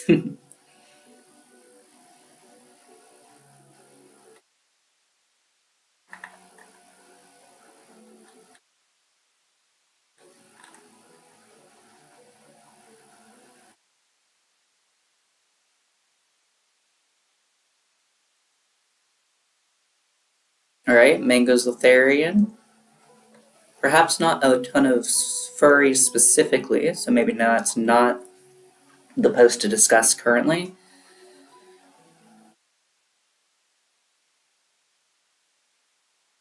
Okay, I haven't read this post in whole, but it sounds like something we could possibly talk about. So, first, why not? I'll show the furry post. We don't have to discuss it if no one has anything to say. Window. Alright. Everyone who has something to say, feel free to share. What is your favorite part of being a furry? If you are one, of course. I just watched this documentary on YouTube and was really blown away by how much this community means to people, and I wanted to ask what you enjoy the most, whether it's expressing yourself or letting out another side of yourself through a persona. Rose is a cat. Indeed, she is. Zen wants to sleep but is too excited for all the presents. Zen is the second youngest, so they get a lot of presents. Also proud Therian and furry. Nice.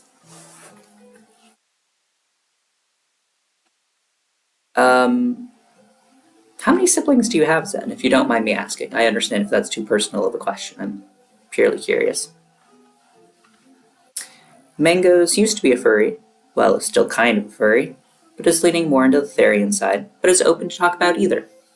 Alright, well, I'm going to go ahead and talk about what my favorite aspects of furry are, because we're here, and this poor person put up a question and has no answers, and I would like to assist with that. Again, I was mainly doing advice posts, and this is not strictly an advice post, but I'll have fun talking about it. Zen has 4 siblings, basically 5, because of the cousin. Neat. I am an only child. My favorite aspect of furry is the amount of body positivity and the amount of representation of different body shapes and also of transness.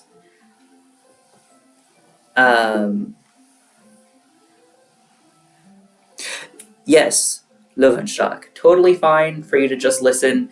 I purposely set up my streams so that people can engage in chat if they have things to talk about, but are also welcome to just like listen. I have a whole contingent of people who just like to listen and like do handiwork, handicrafts, drawing, painting, sewing, crafting, whatever, dishes. I actually also have a whole Discord set up primarily because people like to do crafts while they listen and then want to show off their crafts. I don't know if I finished my thought. I like seeing the diversity of body types and the representation of trans bodies in particular. that was something that was really helpful to me when I was coming to terms, not with my transness because I'd already been out and transitioning for a while, but rather with but with weight gain more so. Seeing my body type represented in art, furry art, was very helpful for me in accepting my body, especially because like the combination of weight gain and then also having had top surgery just does create a silhouette that you don't necessarily see a lot. So yeah, that's my main favorite thing. My second favorite thing has to just be all the textures. I like fur. It's fluffy and soft, and I love fluffy and soft. It's nice. Mangos is a middle child. Zen's favorite part of the community is the accepting and welcoming people, and also that they can express themselves through their personas. Yes, all great things. And yes, Rose, we had been talking about this before you got up, before you woke up, before I woke you up with the boiling water. I'm so sorry.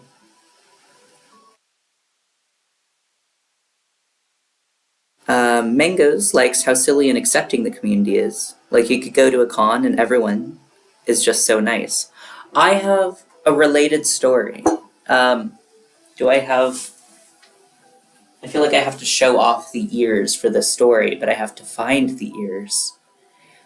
If I leave for 2 minutes, none of you are allowed to leave while I'm gone, or else I'll be sad. You can leave once I get back. It's literally going to be like 2 minutes.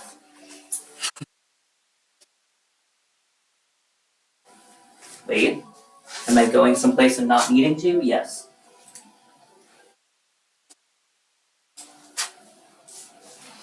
Alright, speaking of everyone being super nice and super friendly at conventions, of course not everyone, like you're going to run into some people who aren't like super friendly or whatever. But the first time Rose and I went to an anime convention together, not a furry convention itself, but an anime convention that had a lot of furries at it, I bought this adorable little foxtail. Cute, fluffy, wonderful. I wanted a set of ears to go with it, but every shop, every little, I'm spacing the correct word for this. Venue, no. Every booth. I think Rose just said booth from the bedroom too. Booth. Yes. Every booth that had ears. Wrong ones, but thank you. I have the correct ones already. These ones. Now I have both of the pairs of ears because she just threw these ones at me. But no, these are the ones I'm talking about. And I'm getting ahead of myself, thank you. Every booth I went to, none of them had ears that were in the right color. None of them looked like fox ears. And then while we were just walking through the convention hall, we saw this big dude. I want to say he was dressed in some kind of fantasy military uniform, but I don't remember for sure. But he was big, very tall, kind of like intimidating looking, right? But he was wearing these ears and a tail. The ears and tail did not match. So Rose, being an absolute sweetheart, walked up to him and asked him where he got the ears. He told us it was just one of the booths. We told him we had been at that booth. That booth didn't have those same color of ears. We talked a bit, and we ended up, he offered to trade. If we bought him a pair of ears, he would trade us these orange ears for a pair that matched his tail better. So together, we all went to the booth. We picked him out a pair of ears that matched his tail, and he traded me these ones so that I could have ears that matched. And that's how I got these ears. So again, I just think that was super sweet. I never would have thought to approach a stranger at a con and ask them something like that, much less assume that they would actually be willing to trade with me. So that's a story that's just stuck with me because of how sweet it was. These other ears don't have as interesting of a story. I also bought these at the con the year after that first year, and they're more realistic looking, and I do quite like them. They match my hair color a bit better than the bright orange, but no interesting story of trading with strangers there.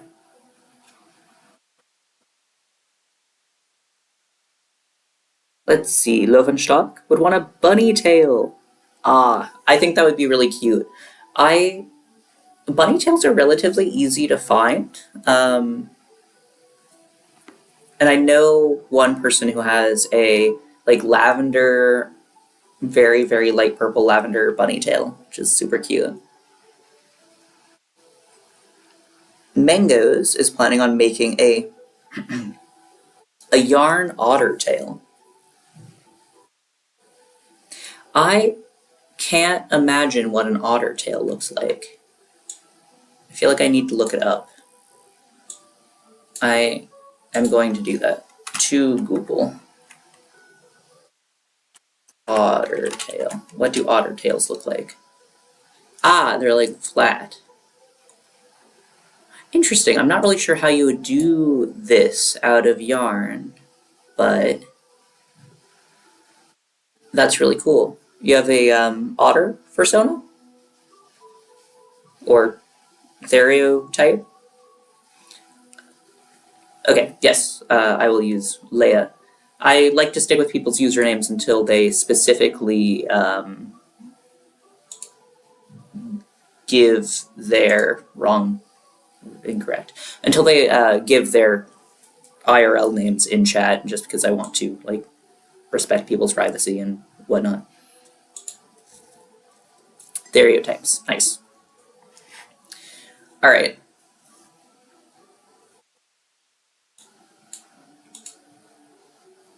Merry Christmas. Merry Christmas. This is another one that's specifically from r/furry because a lot of the recent posts that are showing up on my timeline are from r/furry rather than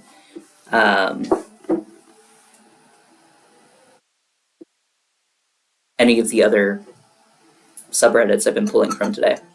So this one is quite simple. Merry Christmas. I've really just been asking for people to be my friend. I'm also just really bored, but I hope everyone has a lovely Christmas. I don't know if I should doodle my fursona doing something for Christmas. So if anyone's looking for any furry friends, I'd say head over to r/furry and say hi to this person. I just wanted to give that post the spotlight because, hey, if I can help people meet friends who might be interested in chatting with them, why not do so? Need a moment to sip some hot water. At some point, I'm going to go make myself a rum coffee drink, because it's Christmas Eve and I would like to celebrate with a drink. But not yet. I feel like it's still a little bit early to do that. Though honestly, it stayed lighter today longer than I expected. It is already 4:30 here in my time zone, and it's still not completely dark. Not all of you who are here have seen this yet, but I would like to show it off because I think it's really cute. This cup that I'm drinking out of is specifically Christmas market themed. I love Christmas market cups. I collect them when I go to Christmas markets. All right.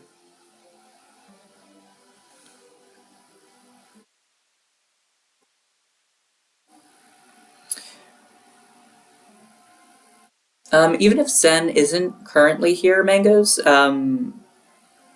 they did say that they were going to pop in and out and, stop by again from time to time.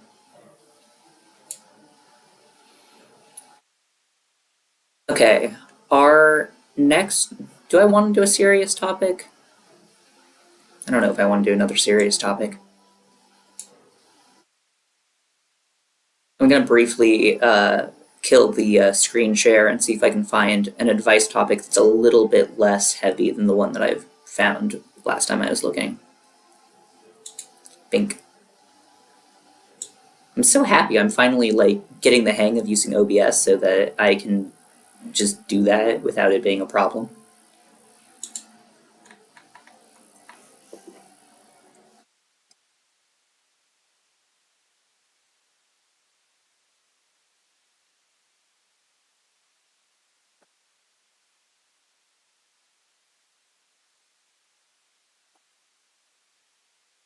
Oh, hey, an Aussie in the chat. Like Zen. Zen's also an Aussie. Aussie is in Australia, not as in Eastern Germany, because I realize with some of the members of my audience that may cause confusion.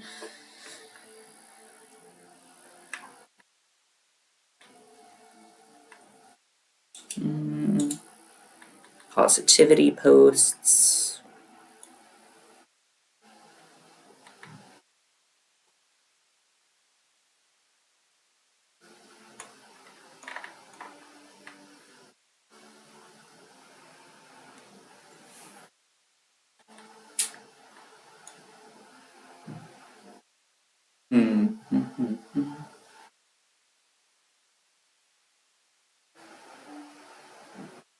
Oh, nice.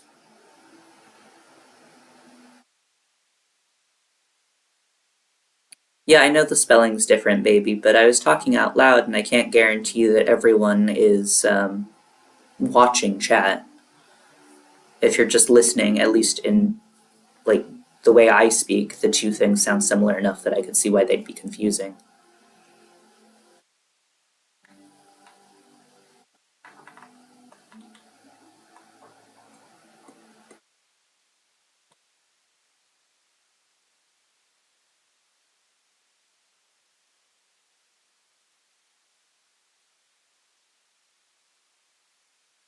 Ooh, okay. We've got a post that is asking for advice on testosterone. This is my area of expertise. I can answer this. Exciting. And it's like not too heavy of a topic, so it's not going to make me sad. Because I was starting to get tired talking specifically about transphobia, which is a lot of what these advice posts are asking about. Think. All right. In the r/trans subreddit, Rosie Avi or Rosie Awi, unsure, writes, I'm scared to start tea. I'm at the part in my transition where I want to start tea, but to be honest, I'm scared. The majority of the effects I'm fine with. I don't care if I sweat more or get more acne or things like that, but I'm absolutely terrified of hair loss. I love my hair and it's already quite thin. I really don't want to lose any. I've heard it's genetic, but my mother's father is practically bald. Is there something I can do to avoid this? Anything at all I'm willing to try. Yes. You can, in fact, avoid this. I need to address chat.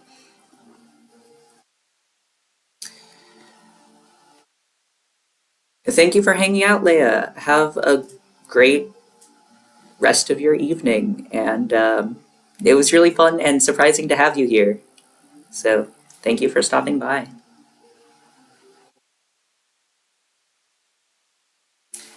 Mangoes, I'm sorry that you can't sleep, but I am happy to have you here while you are awake. Anyway, I wanted to do this post mainly because there is a very easy answer to this question that a lot of people don't seem to know about, and it's unfortunate. Rosemary oil. Just applying rosemary oil to your scalp daily won't necessarily 100% prevent you from losing hair, but it will slow down the process, and it's inexpensive, and it's accessible, and it doesn't have negative effects like Rogaine and other medications meant to stop hair loss do. I'm sure that someone who has answered this, because there's already three, because one's a mod comment, there's already 3 answers to it. I'm sure someone's already suggested it, but I just want to tell all of you, if you're worried about hair loss, get rosemary oil. It's so easy and so helpful. Of course, some people are allergic to rosemary, so like maybe do a small patch test to make sure you're not going to have an adverse reaction to it, but it's easy.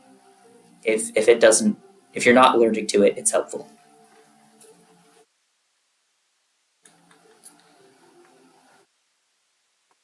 The answers that I've gotten mention minoxidil, finasteride, and I can't scroll down far enough to see the bottom one, and that it's okay to be scared. No one has mentioned rosemary oil. I have to write an answer to tell them about rosemary oil. Toothless Knight. Built the Ninjago Dragon's Rising Temple of the Dragon energy cores. Search up a picture if you want to see what it looks like. I will, but not right this second.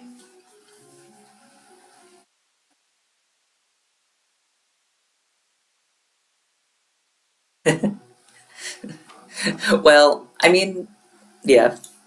I'm glad that you have long hair. Well, I hope that you like your long hair. I was going to say I'm glad that you have nice long hair and therefore you don't have to worry about it as much, but maybe you don't like having long hair. If you like having long hair, I am glad that you have it.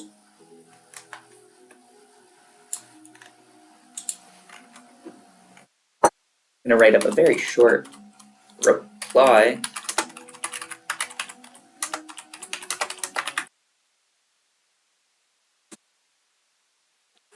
It won't 100% prevent hair loss.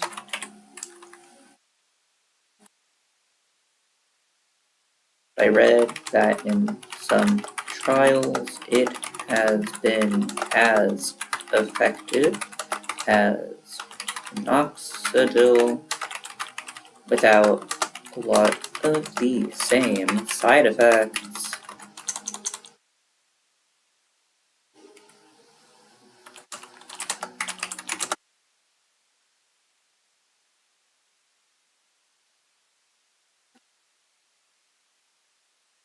Follicles. I cannot spell today, but luckily I have spell check. Follicles.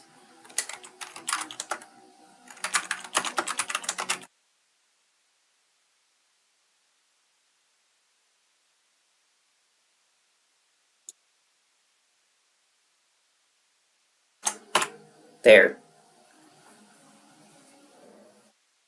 Honestly, I don't think I have to say anything else about that. I think just that works as an answer.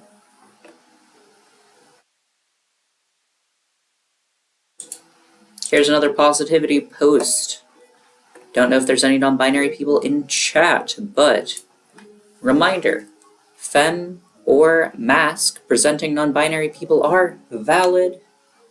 And yes, this includes AFAB femme presenting people and AMAP masc presenting people. The way they dress does not make their gender any less valid. You are who you are regardless of how you are dressing. Yes, Zen. You know that now at least a decade-old saying of non-binary people don't owe you androgyny? You can dress however you want and you are still you. Like, presentation does not dictate gender identity. So I just wanted to share a little positivity. There's a lot of comments thanking this individual for the positive post.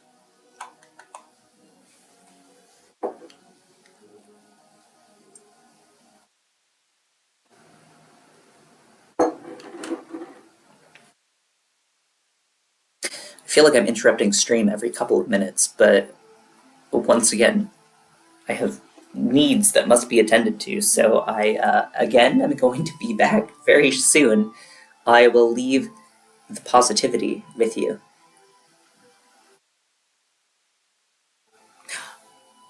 Zen. Very interesting comment. I have things to say about it. I will say those things in like 2 minutes.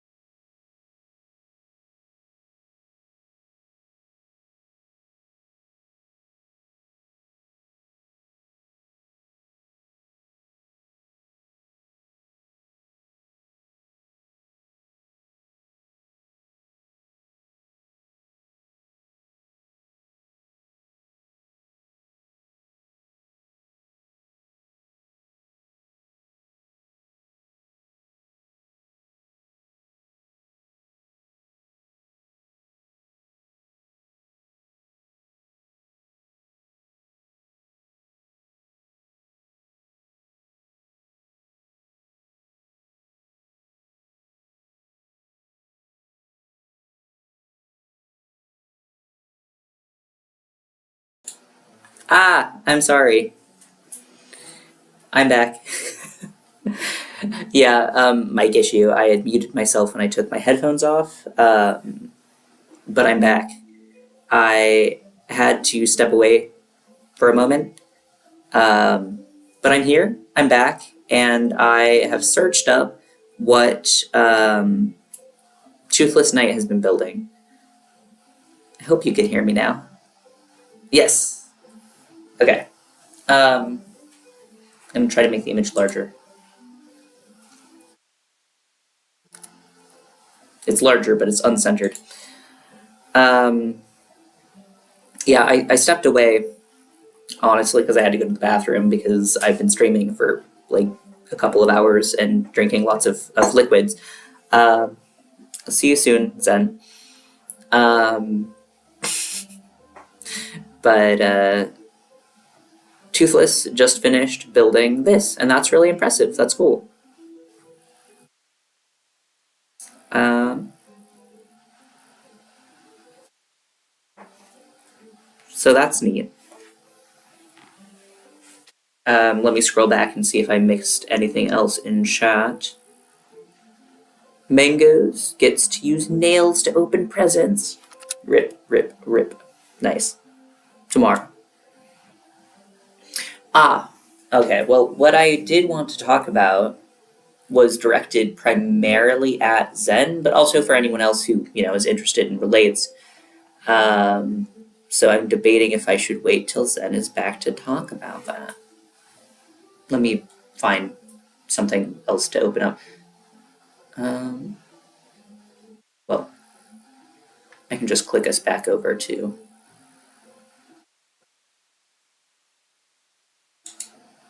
I wanted to talk about. Wait, I have a whole. There. Hi. I wanted to talk about more about femme and masc presenting non-binary people, specifically because Zen wrote, scrolling up to find it, that they have started to wear more femme clothes now because they're feeling more confident. This is something that I relate to. I go back and forth in my presentation between relatively femme and relatively masc, but that wasn't always the case. Before I realized I was trans and came out, I would not wear pink, I would not wear shorts, I would not wear ruffles or glitter or anything like that. Anything that was like too feminine, I just would not touch because I was not comfortable with it. And I couldn't necessarily explain why I was not comfortable with it. I just knew that that was not me. I was like, nope, do not relate. Pretty much as soon as I came out as being trans non-binary, I was like, yes, I can finally like consider being interested in these things again because I can wear pink or I can wear heels or I can wear glitter without it meaning that I am a woman because I'm not a woman. Yes, Zen is non-binary trans masc, unless their identity has shifted since the last post I read where they were talking about it. I think they use they, them, and he, him pronouns, but I would have to ask them or double check. I know they've been experimenting with pronouns a little bit. It still took me a long time to get to be comfortable with certain aspects of feminine presentation. For example, and this I feel silly about, but wearing earrings for a long time was something I just couldn't imagine doing. It was something that made me quite dysphoric, to the extent that I actually got all of my facial piercings done before I got my ears pierced.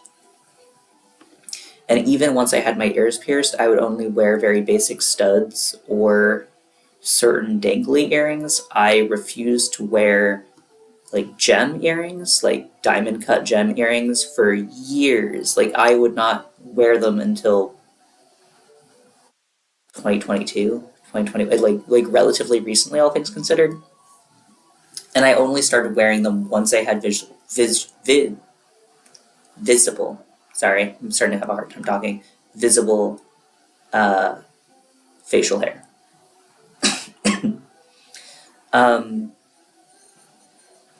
So that's interesting. That said, like I said, pretty much as soon as I came out, I was more comfortable with exploring certain aspects of feminine presentation, including the color pink, glitter, heels. I had a pair of clear glitter jelly sandals with heels that I bought like right after I came out that I loved to death. I literally wore them until they just fell apart because jelly shoes are not super strong. All of that is to say that Zen, you are not the only person who became more comfortable with feminine presentation after, coming out and becoming more confident. And yes, Zen is using they, them pronouns for now, so good to know. On this topic, there is a subreddit that I think I'll show you since I still have Reddit open. Give me a second to find it, and then I'll switch over to that.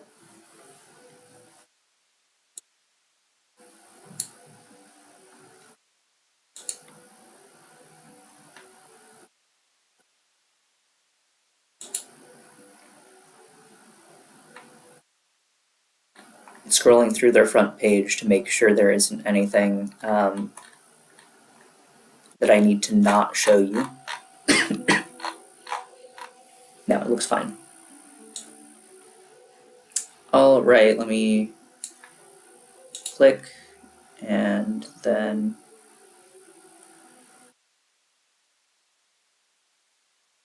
Zen says, I don't know about skirts yet, but crop tops just fit my style. I love crop tops. I started wearing skirts before I started wearing crop tops, but back during the lockdowns, I bought a bunch of crop tops, and I love them. I don't wear them as much anymore as I did a couple years ago, but there's other like body image issues related to that rather than gender related issues. Anyway, okay, there's a subreddit, FTM Femininity. It's called FTM Femininity, but a lot of trans masc non-binary people also post here, where trans masculine people, FTM guys, show off their more feminine outfits. It's just a place to celebrate the way that a decent number of people become more comfortable exploring feminine presentation once they, become more confident in their gender identity. So I quite like this subreddit. It's a nice place to look if you are looking to celebrate that kind of presentation. There's a Christmas themed one, solstice one. There's a lot of goth related posts in this generally. A lot of people with very heavy black eyeliner. This is cute. So again, just a little recommendation if you're looking for someplace to check out with that vibe to it. I haven't seen a similar thing for M to F or for trans feminine people, but I wouldn't be surprised if it exists. I'm just not familiar with it. I do think I came across a subreddit a while back that was along the lines of trans butch, which is for butch trans women, but it wasn't super active, and I don't remember for sure if that was quite what it was called. I might see if I can find it in case anyone's interested. Just do a little bit of searching.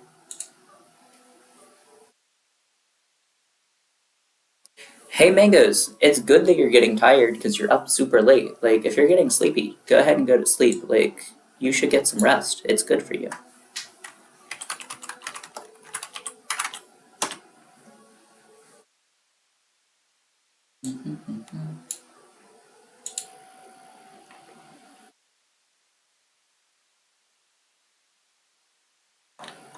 Seeing if I can find the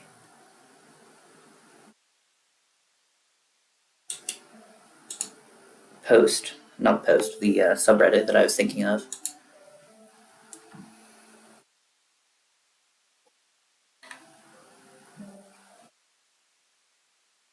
Yes, okay.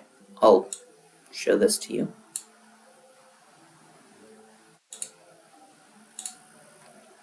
There is this subreddit r/m to f butch, which is kind of similar to FTM femininity.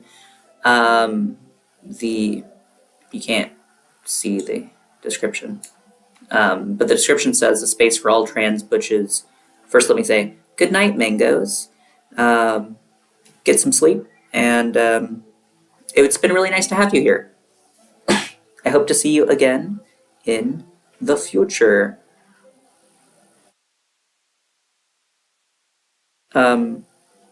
You're welcome to join my Discord if you want. I will have to go ahead and drop a link to that in Zen's Discord at some point so that you and anyone else who are interested can head over. Because I always announce my lives there, sometimes slightly after I've gone live, but they do get announced. I got myself off track. Yes, r/MTF Butch is relatively similar to FTM Femininity. The description says it is a space for all trans butches, dykes, boys, soft butches, futches, and all types of trans women who present more masculine. Memes, selfies, rants, or anything else you think would be relevant. And yeah, it's just sort of the inverse to FTM Femininity.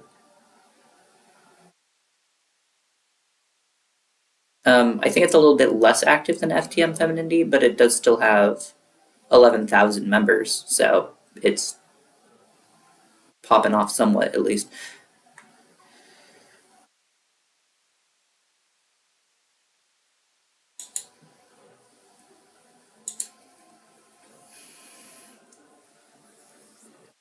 Need to check on my stream health, make sure I don't need to adjust anything with over on the YouTube end of things.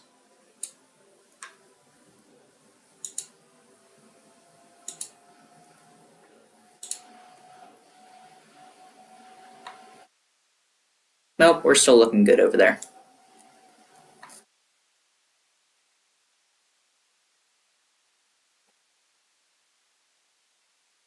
It looks like my chat logs are a little bit behind where the main chat logs are. Let me reload and see if that's actually the case. For Toothless, it's 11 in the morning. Thumbs up from Mangoes. No one has been on Toothless's YouTube community. I'm sorry to hear that. I will have to check it out for you. Once I can figure out how to do that.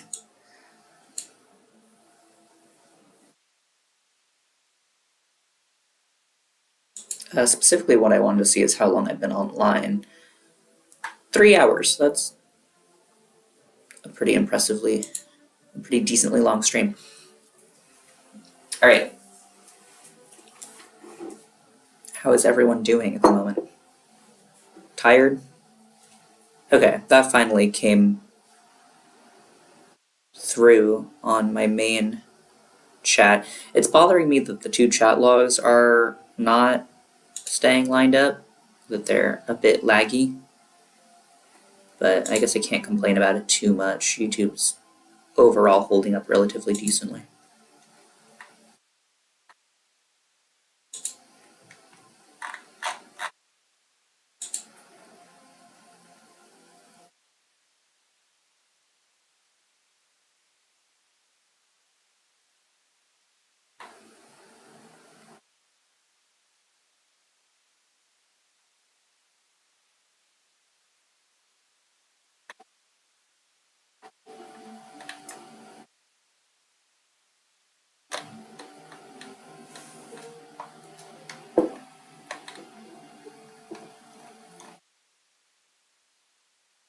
Alright, I need to do something that doesn't strictly rely on me talking as much. And if you look at this thumbnail, you notice one thing. I say that I'm doing 3 things. Those are gaming, advice, and community. Well, I hope you have all enjoyed the community, and you've definitely witnessed some of the advice. I guess that means it's time to do a little bit of gaming. I'm going to have to play around with OBS just a little bit to get my gaming scene set up nicely. And then we're going to transition to me playing a game. I'm still going to pay attention to chat, of course, and talk to all of you. But it will be game time. Gaming time.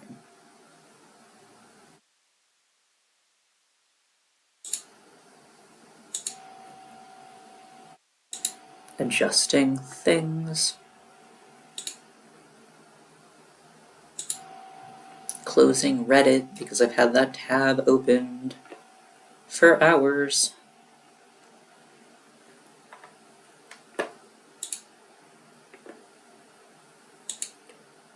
I am here. I'm setting things up. To change that to this one.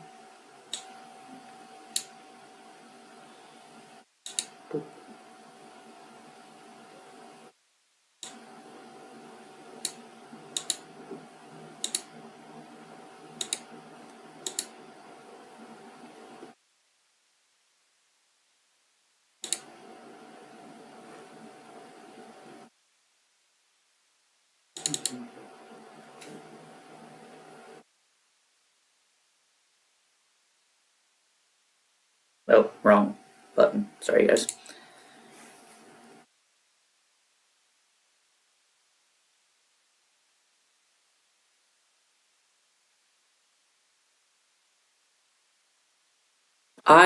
Toothless.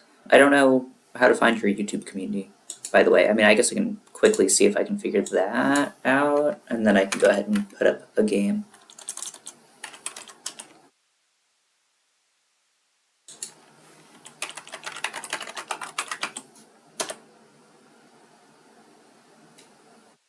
Random bird screeching?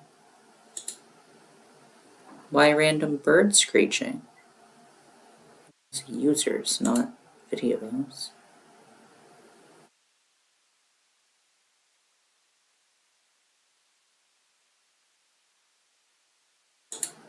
The struggle is real.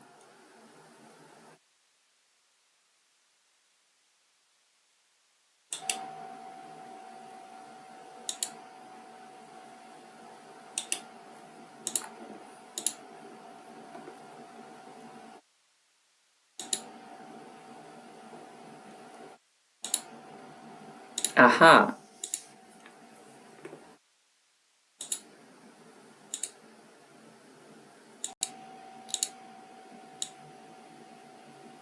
Okay, give me just a second.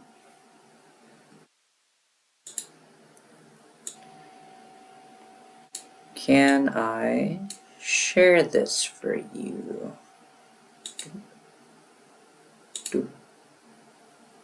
Uh,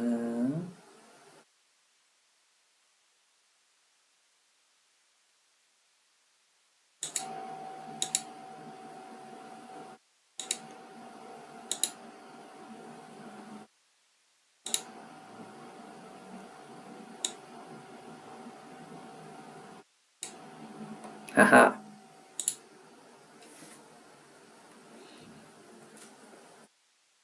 Waiting to see if this shows up. Be full screen? Yes. This is Toothless's new Lego that they've been working on and wanted to show off. So, here you go. Yes. I just had to figure out how to be able to actually share that.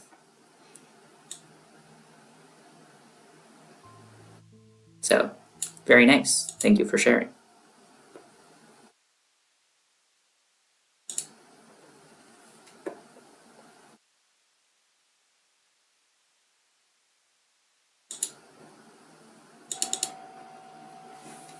It's game time. once my game opens and I can make sure it's actually going to show on OBS. Mm-hmm.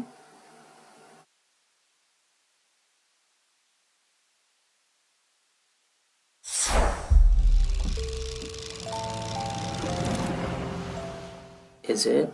Yes! It's working. Alright. First, I want to explain to you all why I'm going to play this game on stream. This is Dredge, a wonderful Lovecraftian horror game in which you are a fishing boat captain. This is the game that Rose bought me for Christmas last year, and I played the entire thing in about 2 days. So obviously what I need to do now is replay it for Christmas again this year, and you all get to watch me start doing that. So we're going to start at the beginning. Okay, Mangoes, get some rest. Good night to you. I hope to see you around more soon, again, etc., etc. Oh, I see the problem. My chat filter switched back over to top messages instead of all messages. There, I've been adjusting. Anyway, we're going to start a new save file so you all can watch this game from the beginning.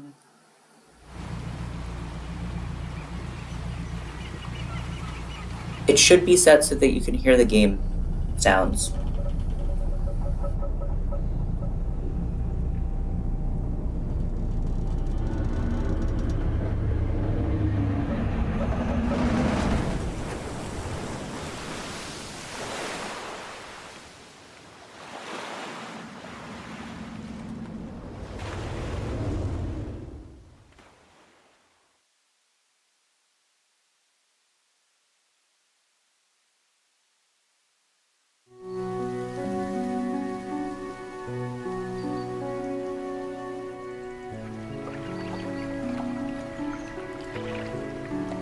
The morning light fills your eyes, and you try to sit upright.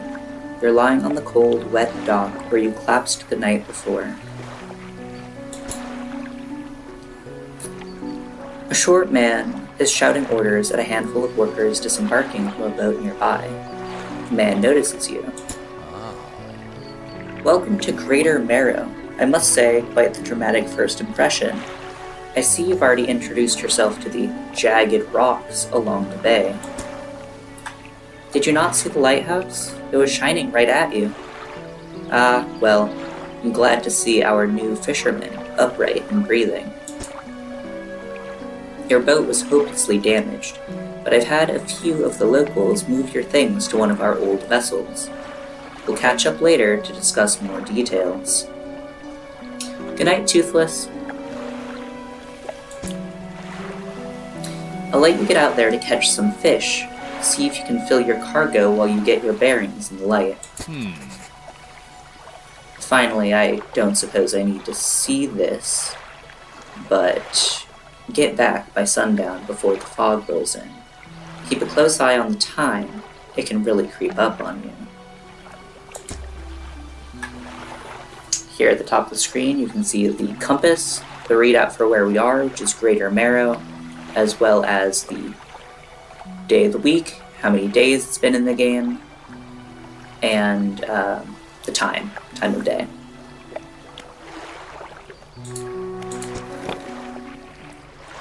You move forwards with W, S to reverse, A and D to turn, so your standard navigation. Adjust the camera with the mouse. Check settings for more options. You fish by clicking F. Fishing is based on all these little mini games.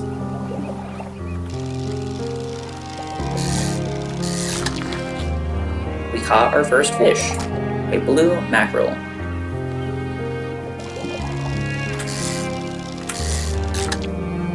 Two blue mackerels.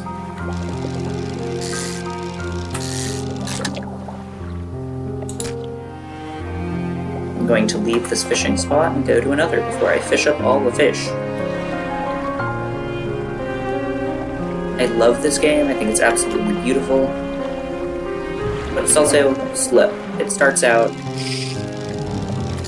uneventful for a while. It's just a fishing simulator for the first bit.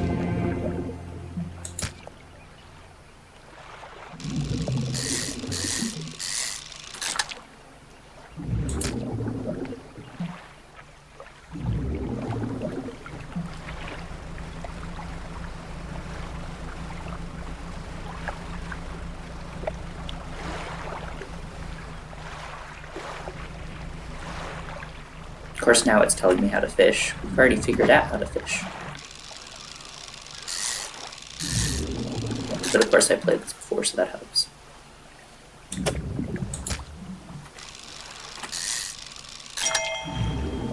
Trophy caught. I caught an extra large fish. Time only advances when you're moving, fishing, or taking other specific actions.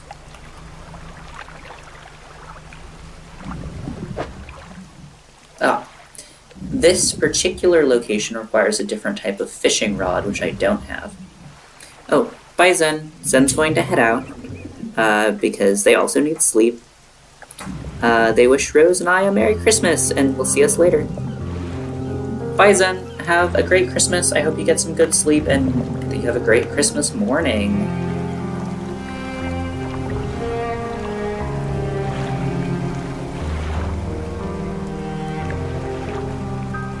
Can I fish here? Nope, this also requires different equipment. The first day or so, there really is a ton of spaces that are just inaccessible to you.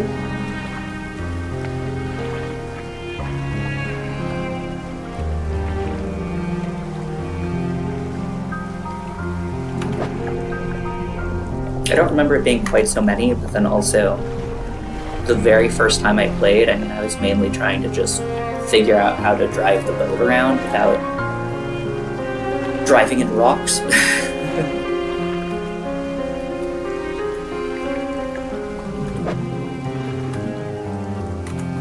Alright, well, let's go back to our first couple of fishing spots that I do have the right equipment to fish at.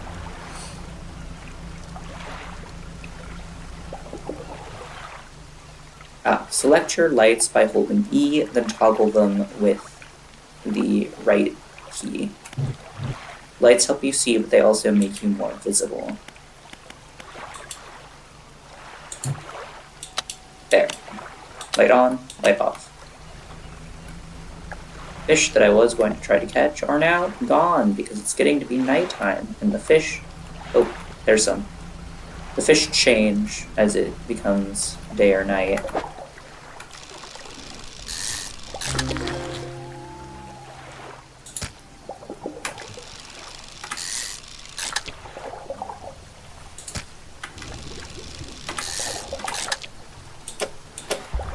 I was, of course, told that I should be home by dark, so let's do that. Let's respect the wishes.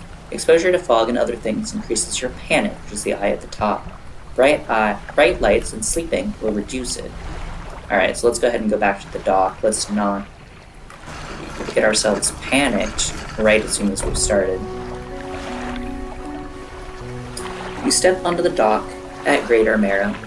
The mayor is waiting nearby. Ah, I see you've returned in one piece. Very good. Before you head off to town, we should discuss the matter of your boat. As I mentioned earlier, your old boat was too badly damaged to be repaired. However, I'm more than happy to sell you that replacement vessel, yours to own.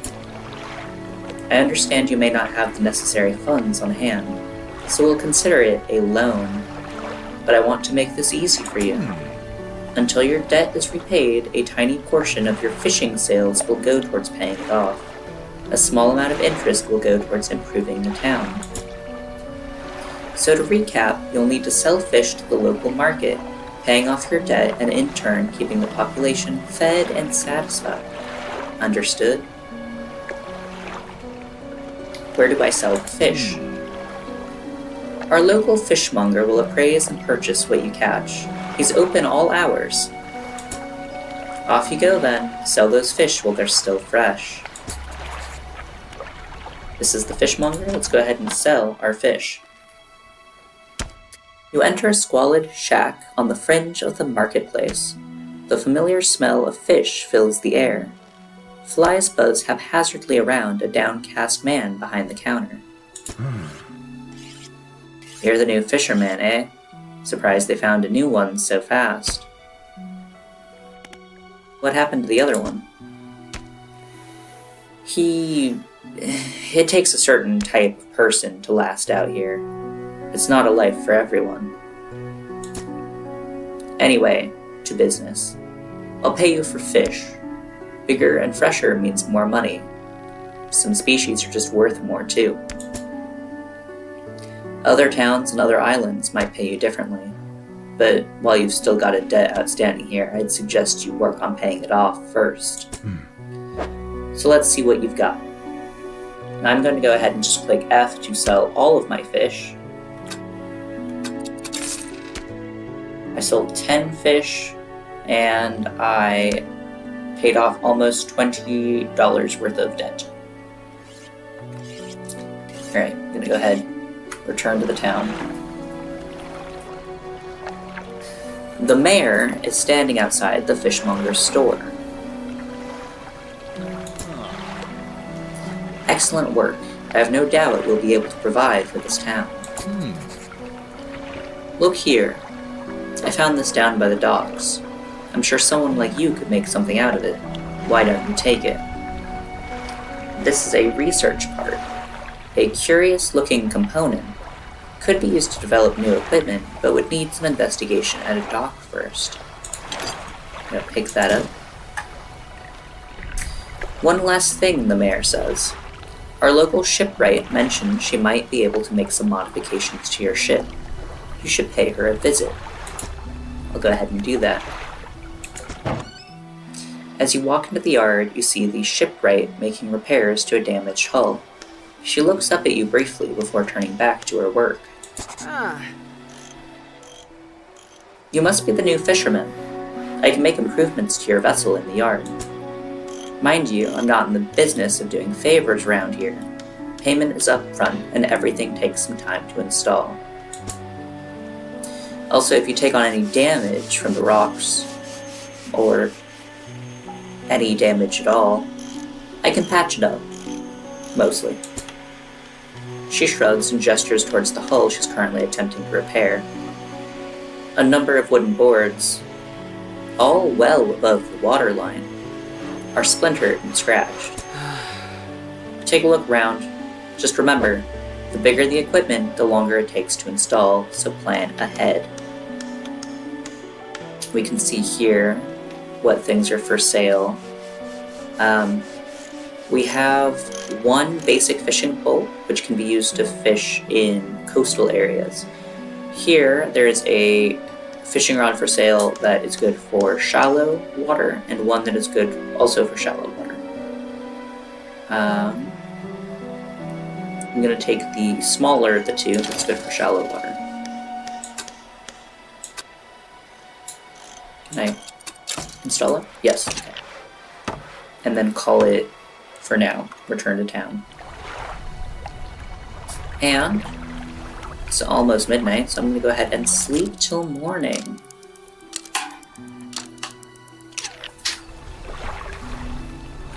Alright, let's go out and do another day of catching fish.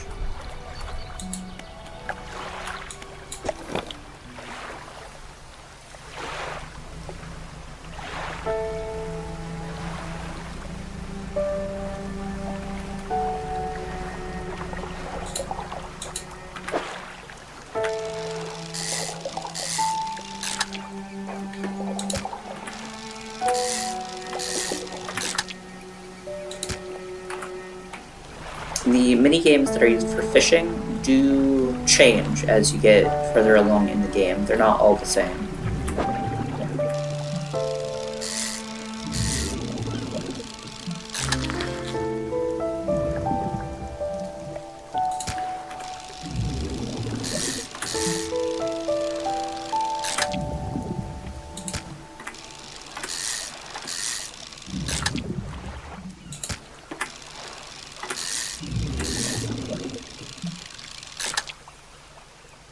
Do I have enough room for this fish? Yes, but I have to move fish that are already in my inventory around a little bit. They make some squishy noises. Ooh.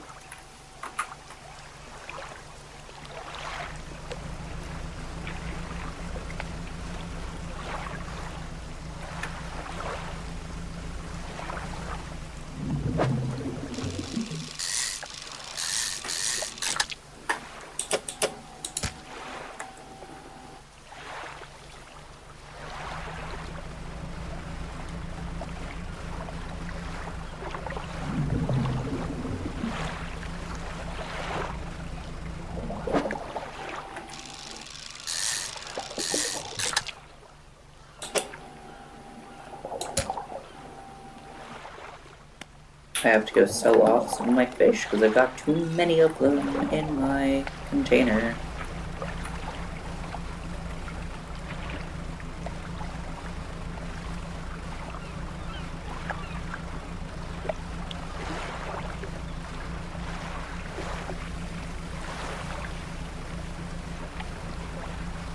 Oh, it moves so slow when you first start the game.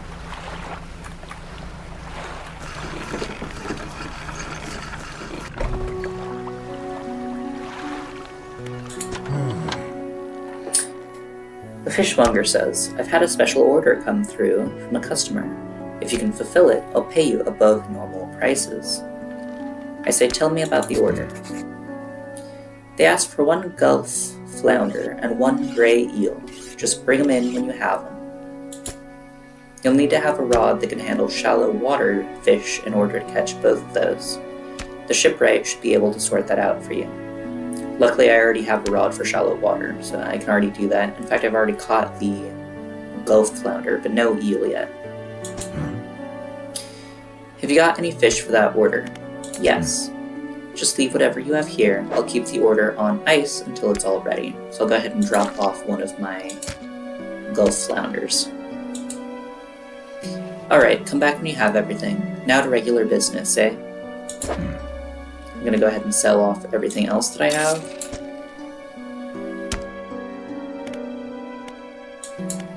Return to town. I only have $16 left on my debt, which is nice. I'm gonna undock and go see what else I can catch before it gets dark.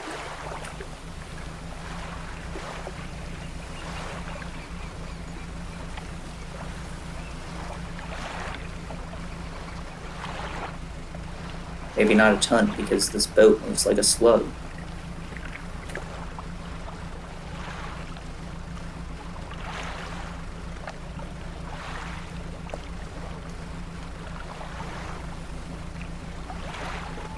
And now it's already getting dark, and I'm not home yet. Ooh. Oh, might as well fish a little bit.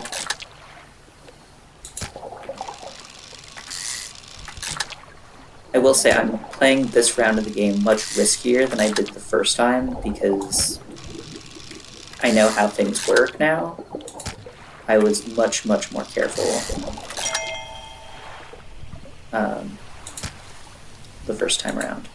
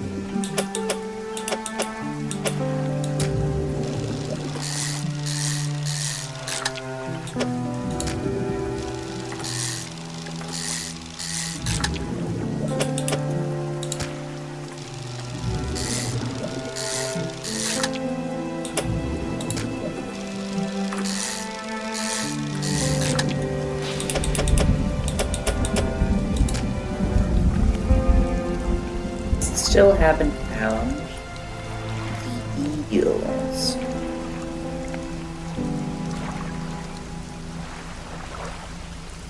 Let's see, eels are coastals. They should be right around the edge of... Oh, lightning. Not around the edge of lightning, but around the edge of...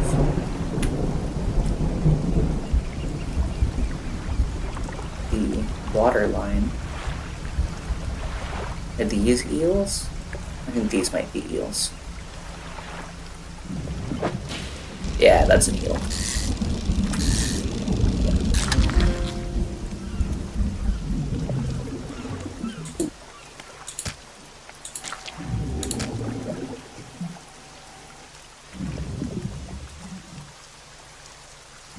Again, the issue of needing to reorganize things to make enough room for a fish. Ta-da! Alright, gotta go sell stuff off.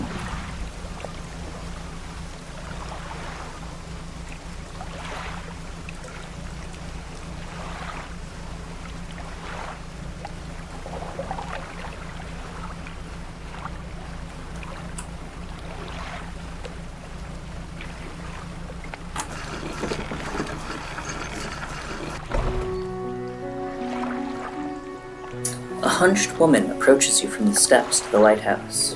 She stops some distance away and looks at you with concern and visible apprehension. Oh. Why are you here?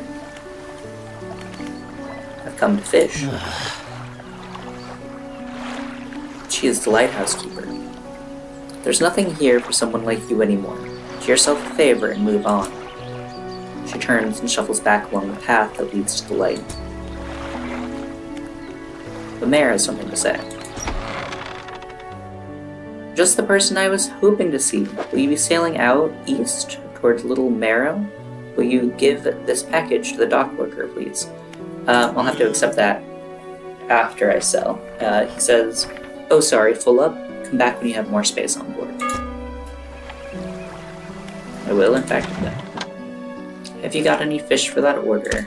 Yes. Just leave whatever you have here. I'll keep the order on ice until it's ready to go. I have the eel to drop off. The fishmonger wraps up the fish and hands you some money. Good, good. They should be pleased with these. I've got another order here. This one's a little curious. They want a couple of squid and a whole black grouper. Grouper? Don't see many people fishing squid these days. They only feed at night, and well, you know what nights are like around here. Good luck. Have you any fish for that order? Yes, I do. Just leave whatever you have here. I'll keep the order on ice. I already have squid, so they can take the squid. Alright, come back when you have everything. Now to regular business. I'm gonna sell everything else I have.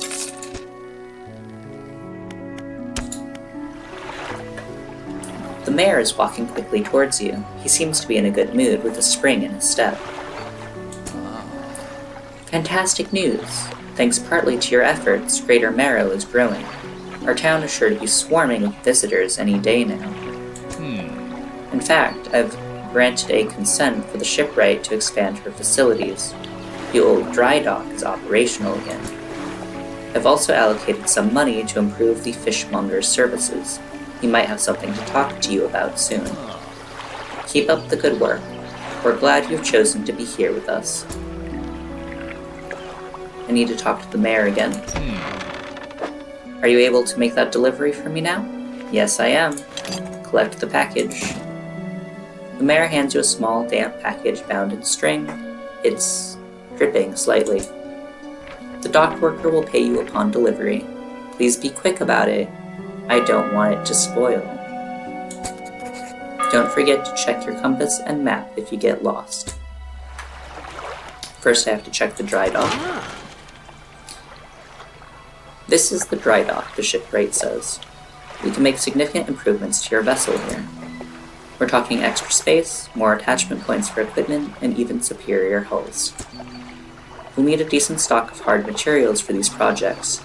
Lumber, metal scraps, that sort of things. Finding materials will allow me to upgrade my vessel. Got it.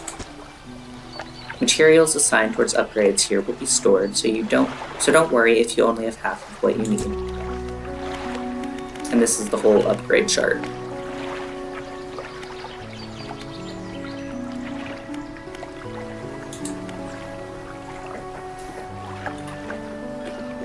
I am going to open up my storage and drop off the research part for later use. And now I'll go deliver the package before it spoils.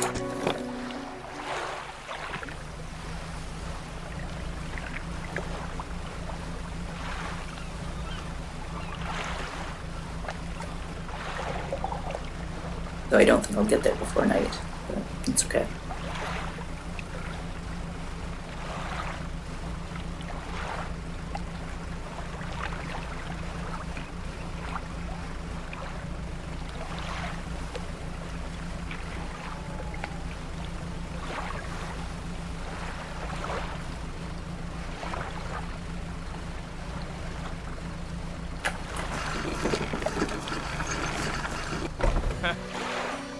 The dock worker says, what? A delivery? Let me see here. He tears a small hole in the paper and peeks inside. You can't say for sure, but it feels as though he's shielding it from your view. Yeah, nice and fresh. This'll do nicely. I'm to pay you, I suppose. He hands you some money. I was given this old book a few weeks back, but it didn't make much sense to me. You'll surely get more use out of it. Sustainable fishing, added to the cabin. He pulls a crumpled book from his back pocket and hands it to you. A number of the pages are folded over. Keep it in your cabin, perhaps you can read it while you're out in the water. Stop by for a chat anytime. I know how lonely it can be. I am going to... Let's see, tab. You can see my cargo and my cabin. The book is in my cabin. I'm clicking it so that it's set as what I'm actively reading, so while I'm traveling, the number of how much, or like the amount of how much I've read of it will go up. Now dark, so I'm going to sleep for the night till morning.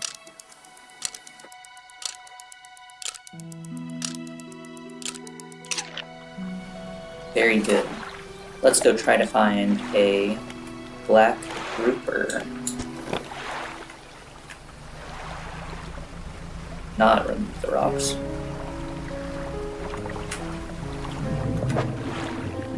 That doesn't look like the right shape. I'll catch one anyway. Stingray.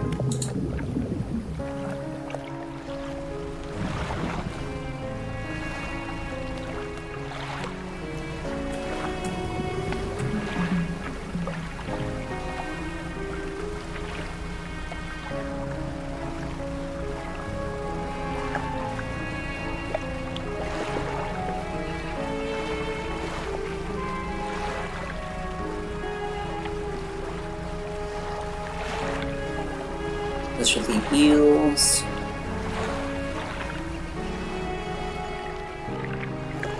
I don't think... Are these the groupers? I don't think so. No, that's not the right shape either. Mackerel.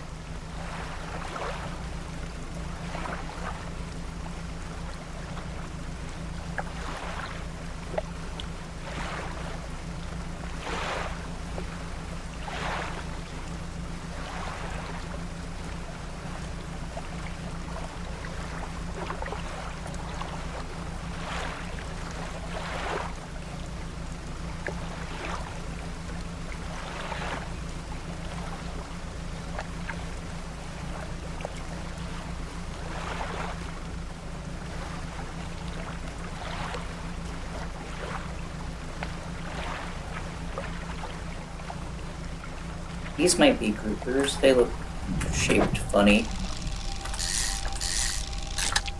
No, that's the flounder.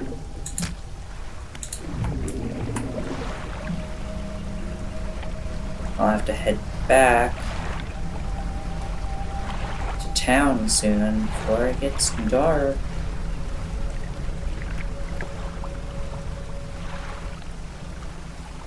Those are more mackerels. No, those are eels.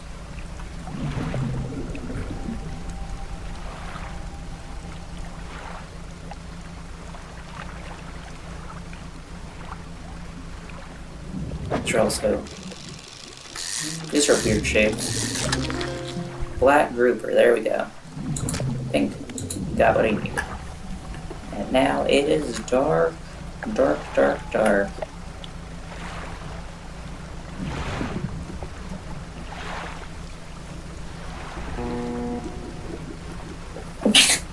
Excuse me.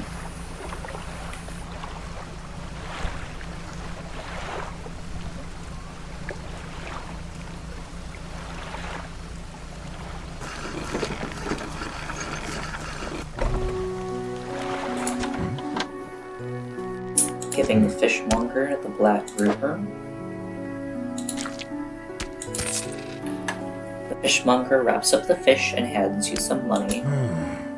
I didn't think you had it in you. Night fishing is a tall order. Been meaning to talk to you about a new business venture I've been considering. Crab pots. I've got one here for you. In fact, it's a bit banged up, but you could get it fixed at the shipwright. Should be pretty straightforward. Just drop it out at sea anywhere, then come back after a day or two to check on it. I've got a customer after a fiddler crab and a common crab. Both species can be found around here. Don't overcommit yourself, especially when that sun starts going down. Better to come back with a small catch than to not come back at all. I'm going to buy a second crab pot and sell all the rest of my fish. And then I actually want to see the shipwright. Looks like some of your equipment could use some fixing. We can repair that right here. Repair everything. Thank you. Return to town. I would like to upgrade my equipment at some point, but I don't have the stuff for it, so let's just sleep through the night.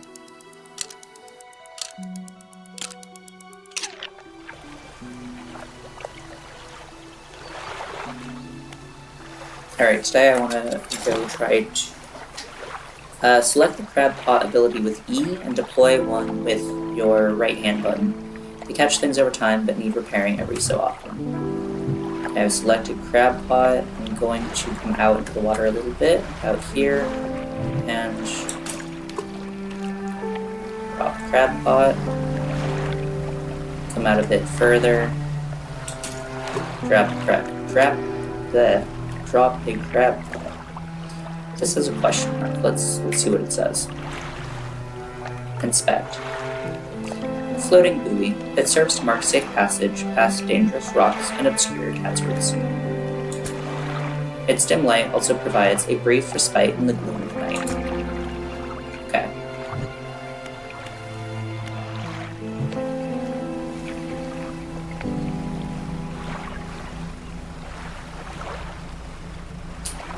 I'm going to try to collect some materials for upgrading my boat today.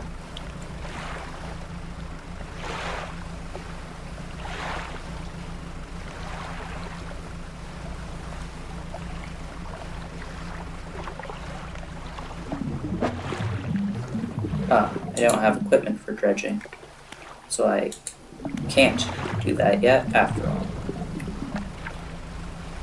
So, just fishing today.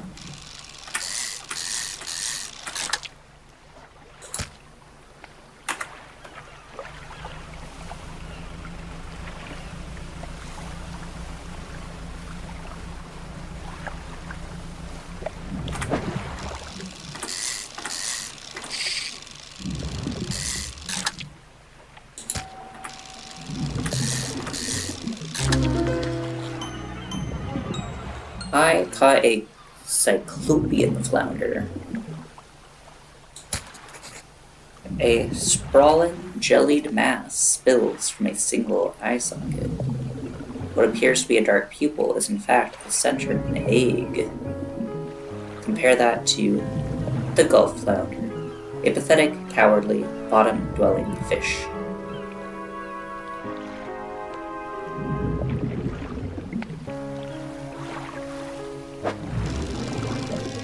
Do I have more room? Yes, I can hold at least one more flounder.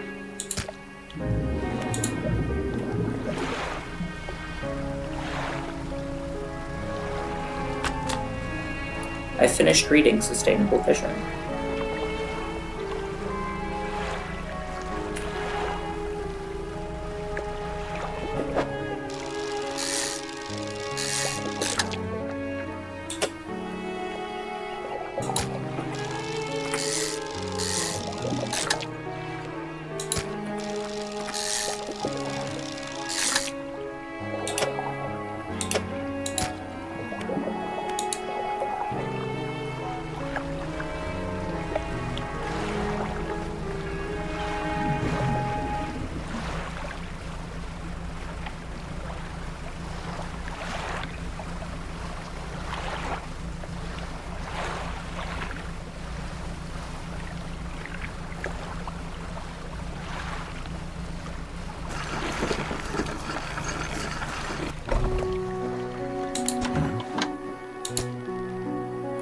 What is it today?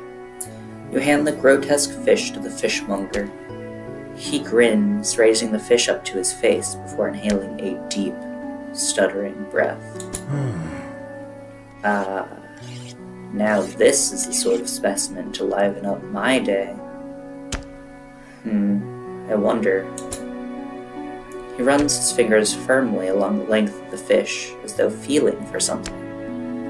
He pushes from one side of its stomach, and a small shape can be seen against the bulging scales. He slices the fish open. From its stomach, he pulls a small piece of fabric and spreads it on the counter. It's a delicately patterned handkerchief. Well, I've never seen that before in all my days. I'll give you this thing, and I'll pay you for the fish too, of course. It's not the first corrupted fish I've seen in these parts, so I'm sure you'll find more before too long. I'll pay you well if you find any more.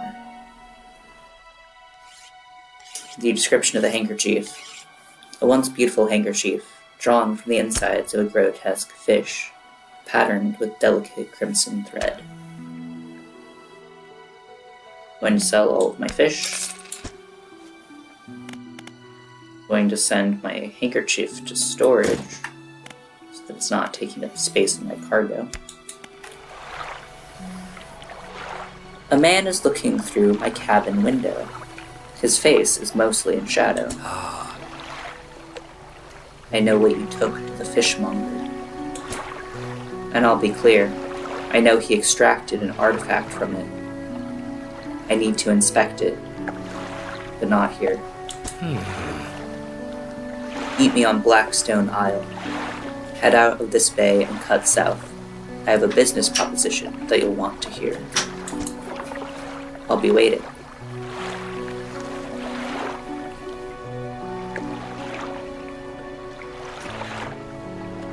I want to take a break in about 10-ish minutes and make something for dinner.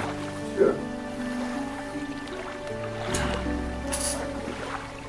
About me. I think the Crunch about me. What's Crunch supposed to? He invited me 2 times for Stellaris. I'm sorry, peeps. I don't know, write to him. It's now nighttime, so I'm not going to head to Blackstone Isle in the middle of the night, because that's not the smartest idea. I'm gonna do a little bit of night fishing. What's the worst thing about night fishing? I need to check the crab pots anyway. Empty, unfortunately. And also empty. Alright. No crabs from you.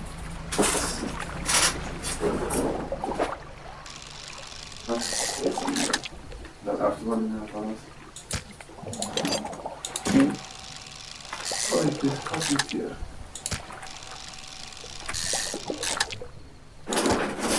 Maybe there will be a space.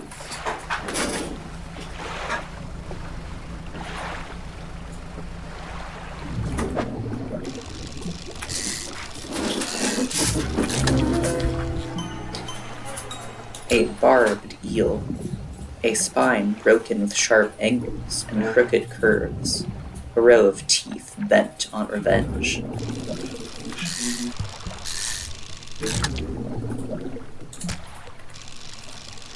Vor allem wenn das dann schreiben ist.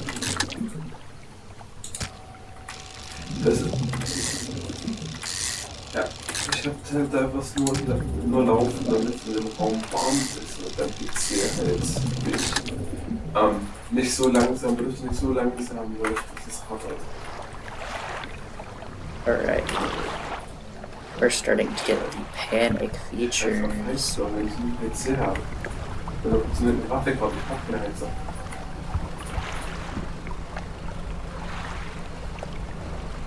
Mein Freund hier sitzen und ich auf meinem PC, das reicht.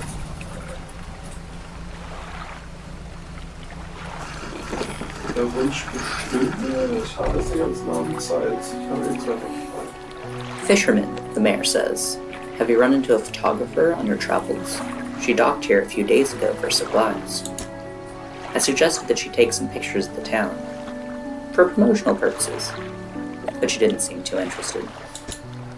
She mentioned she was heading south. Perhaps you should introduce yourself. The fishmonger. I found this book out back. Could be useful to you. The fishmonger reaches under the counter and hands you a damp, battered book. A few shimmering fish scales are stuck to the cover.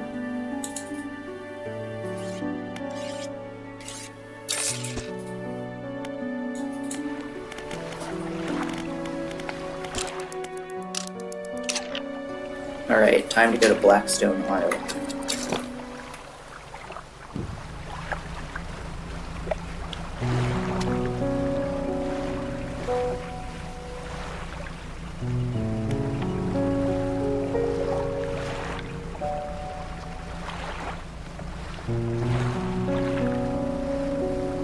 Orange. Das heißt, es sieht immer so Crap Mechanic.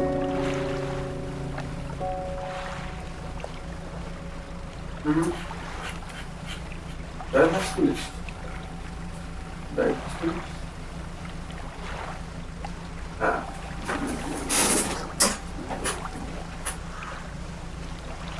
Ich setze gerade runter.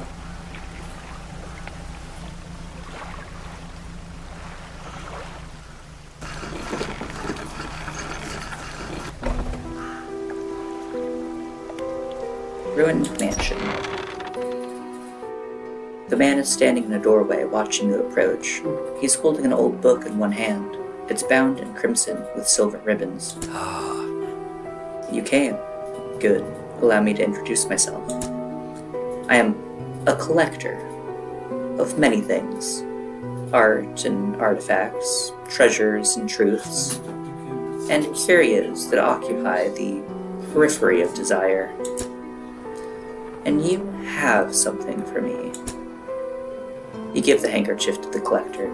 He holds it up to the flickering light and studies it. These patterns are unmistakable.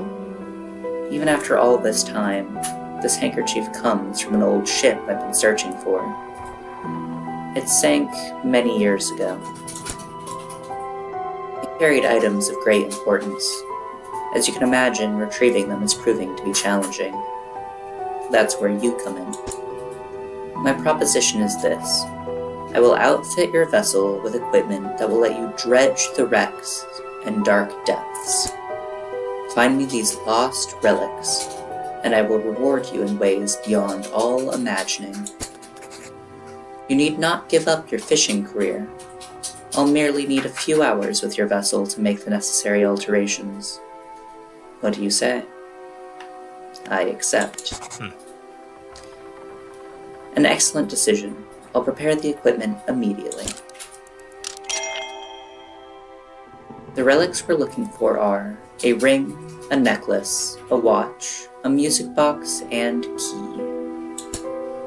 I would encourage you to ask around the towns about shipwrecks and other strange occurrences, anything that might be worth investigating. Return when you have something. Back to town I go.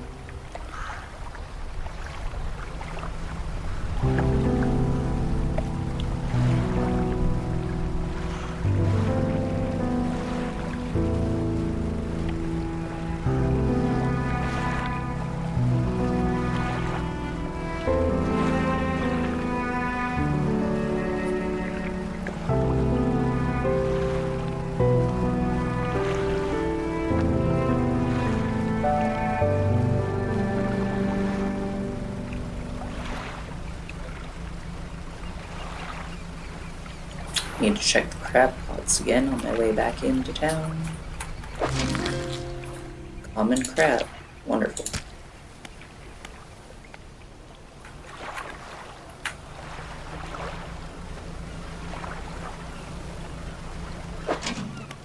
Another common crab.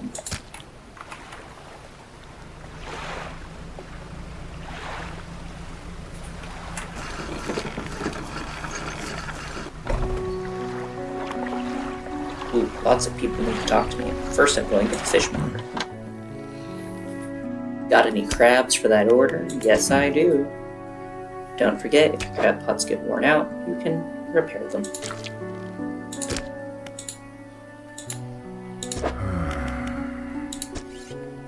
Lousy weather lately. Almost makes you not want to get out of bed. But you and I, we gotta do it, huh? We're what keeps people from going hungry.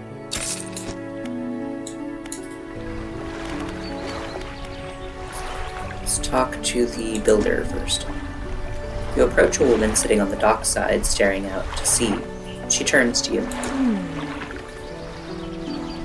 What's it like out there? I say. It's gotta be a damn sight better than this bloody town. I think I just need to get away for a while. Maybe not come back. Going backwards is a mistake, don't you think? You should always keep moving forward, moving along. It's not so bad here. She's gazing out to sea again, lost in thought. Say, if you find me some materials, maybe you can help me move. I mean, really move. There's an island I've heard about, Steel Point, just to the north. 2 units of lumber and 2 units of scrap is all I need. I can make a new place for myself out there. You'd be welcome to visit, too. Just stack it up at Steel Point when you have anything. I'll pay you when the job's done. Also need to talk to the lighthouse keeper. What is it? Do you know of any shipwrecks around here? She eyes you suspiciously.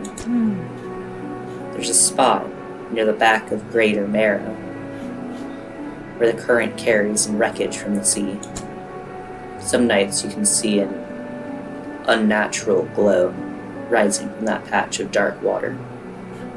I can't imagine what's down there in the deep. So if you're looking for what I think you're looking for, it's best you just move on. Have you heard of any strange things happening? I see plenty of strange things from atop the lighthouse. Sometimes I don't know whether or not I can trust my own eyes.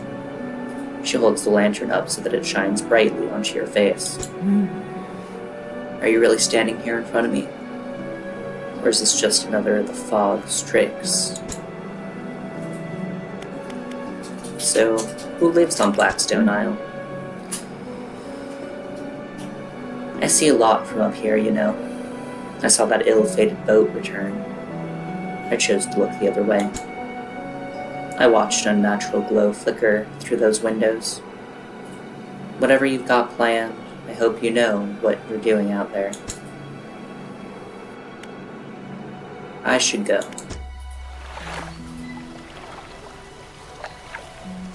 And that seems like a great place to stop for our first session of playing through this game.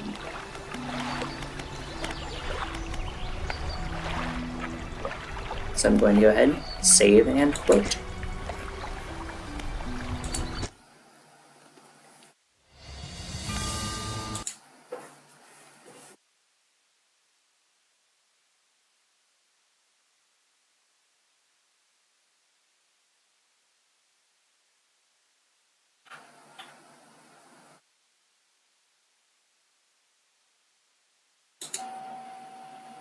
And I'm going to stop streaming for now, but I may be back later. So thank you all for the company.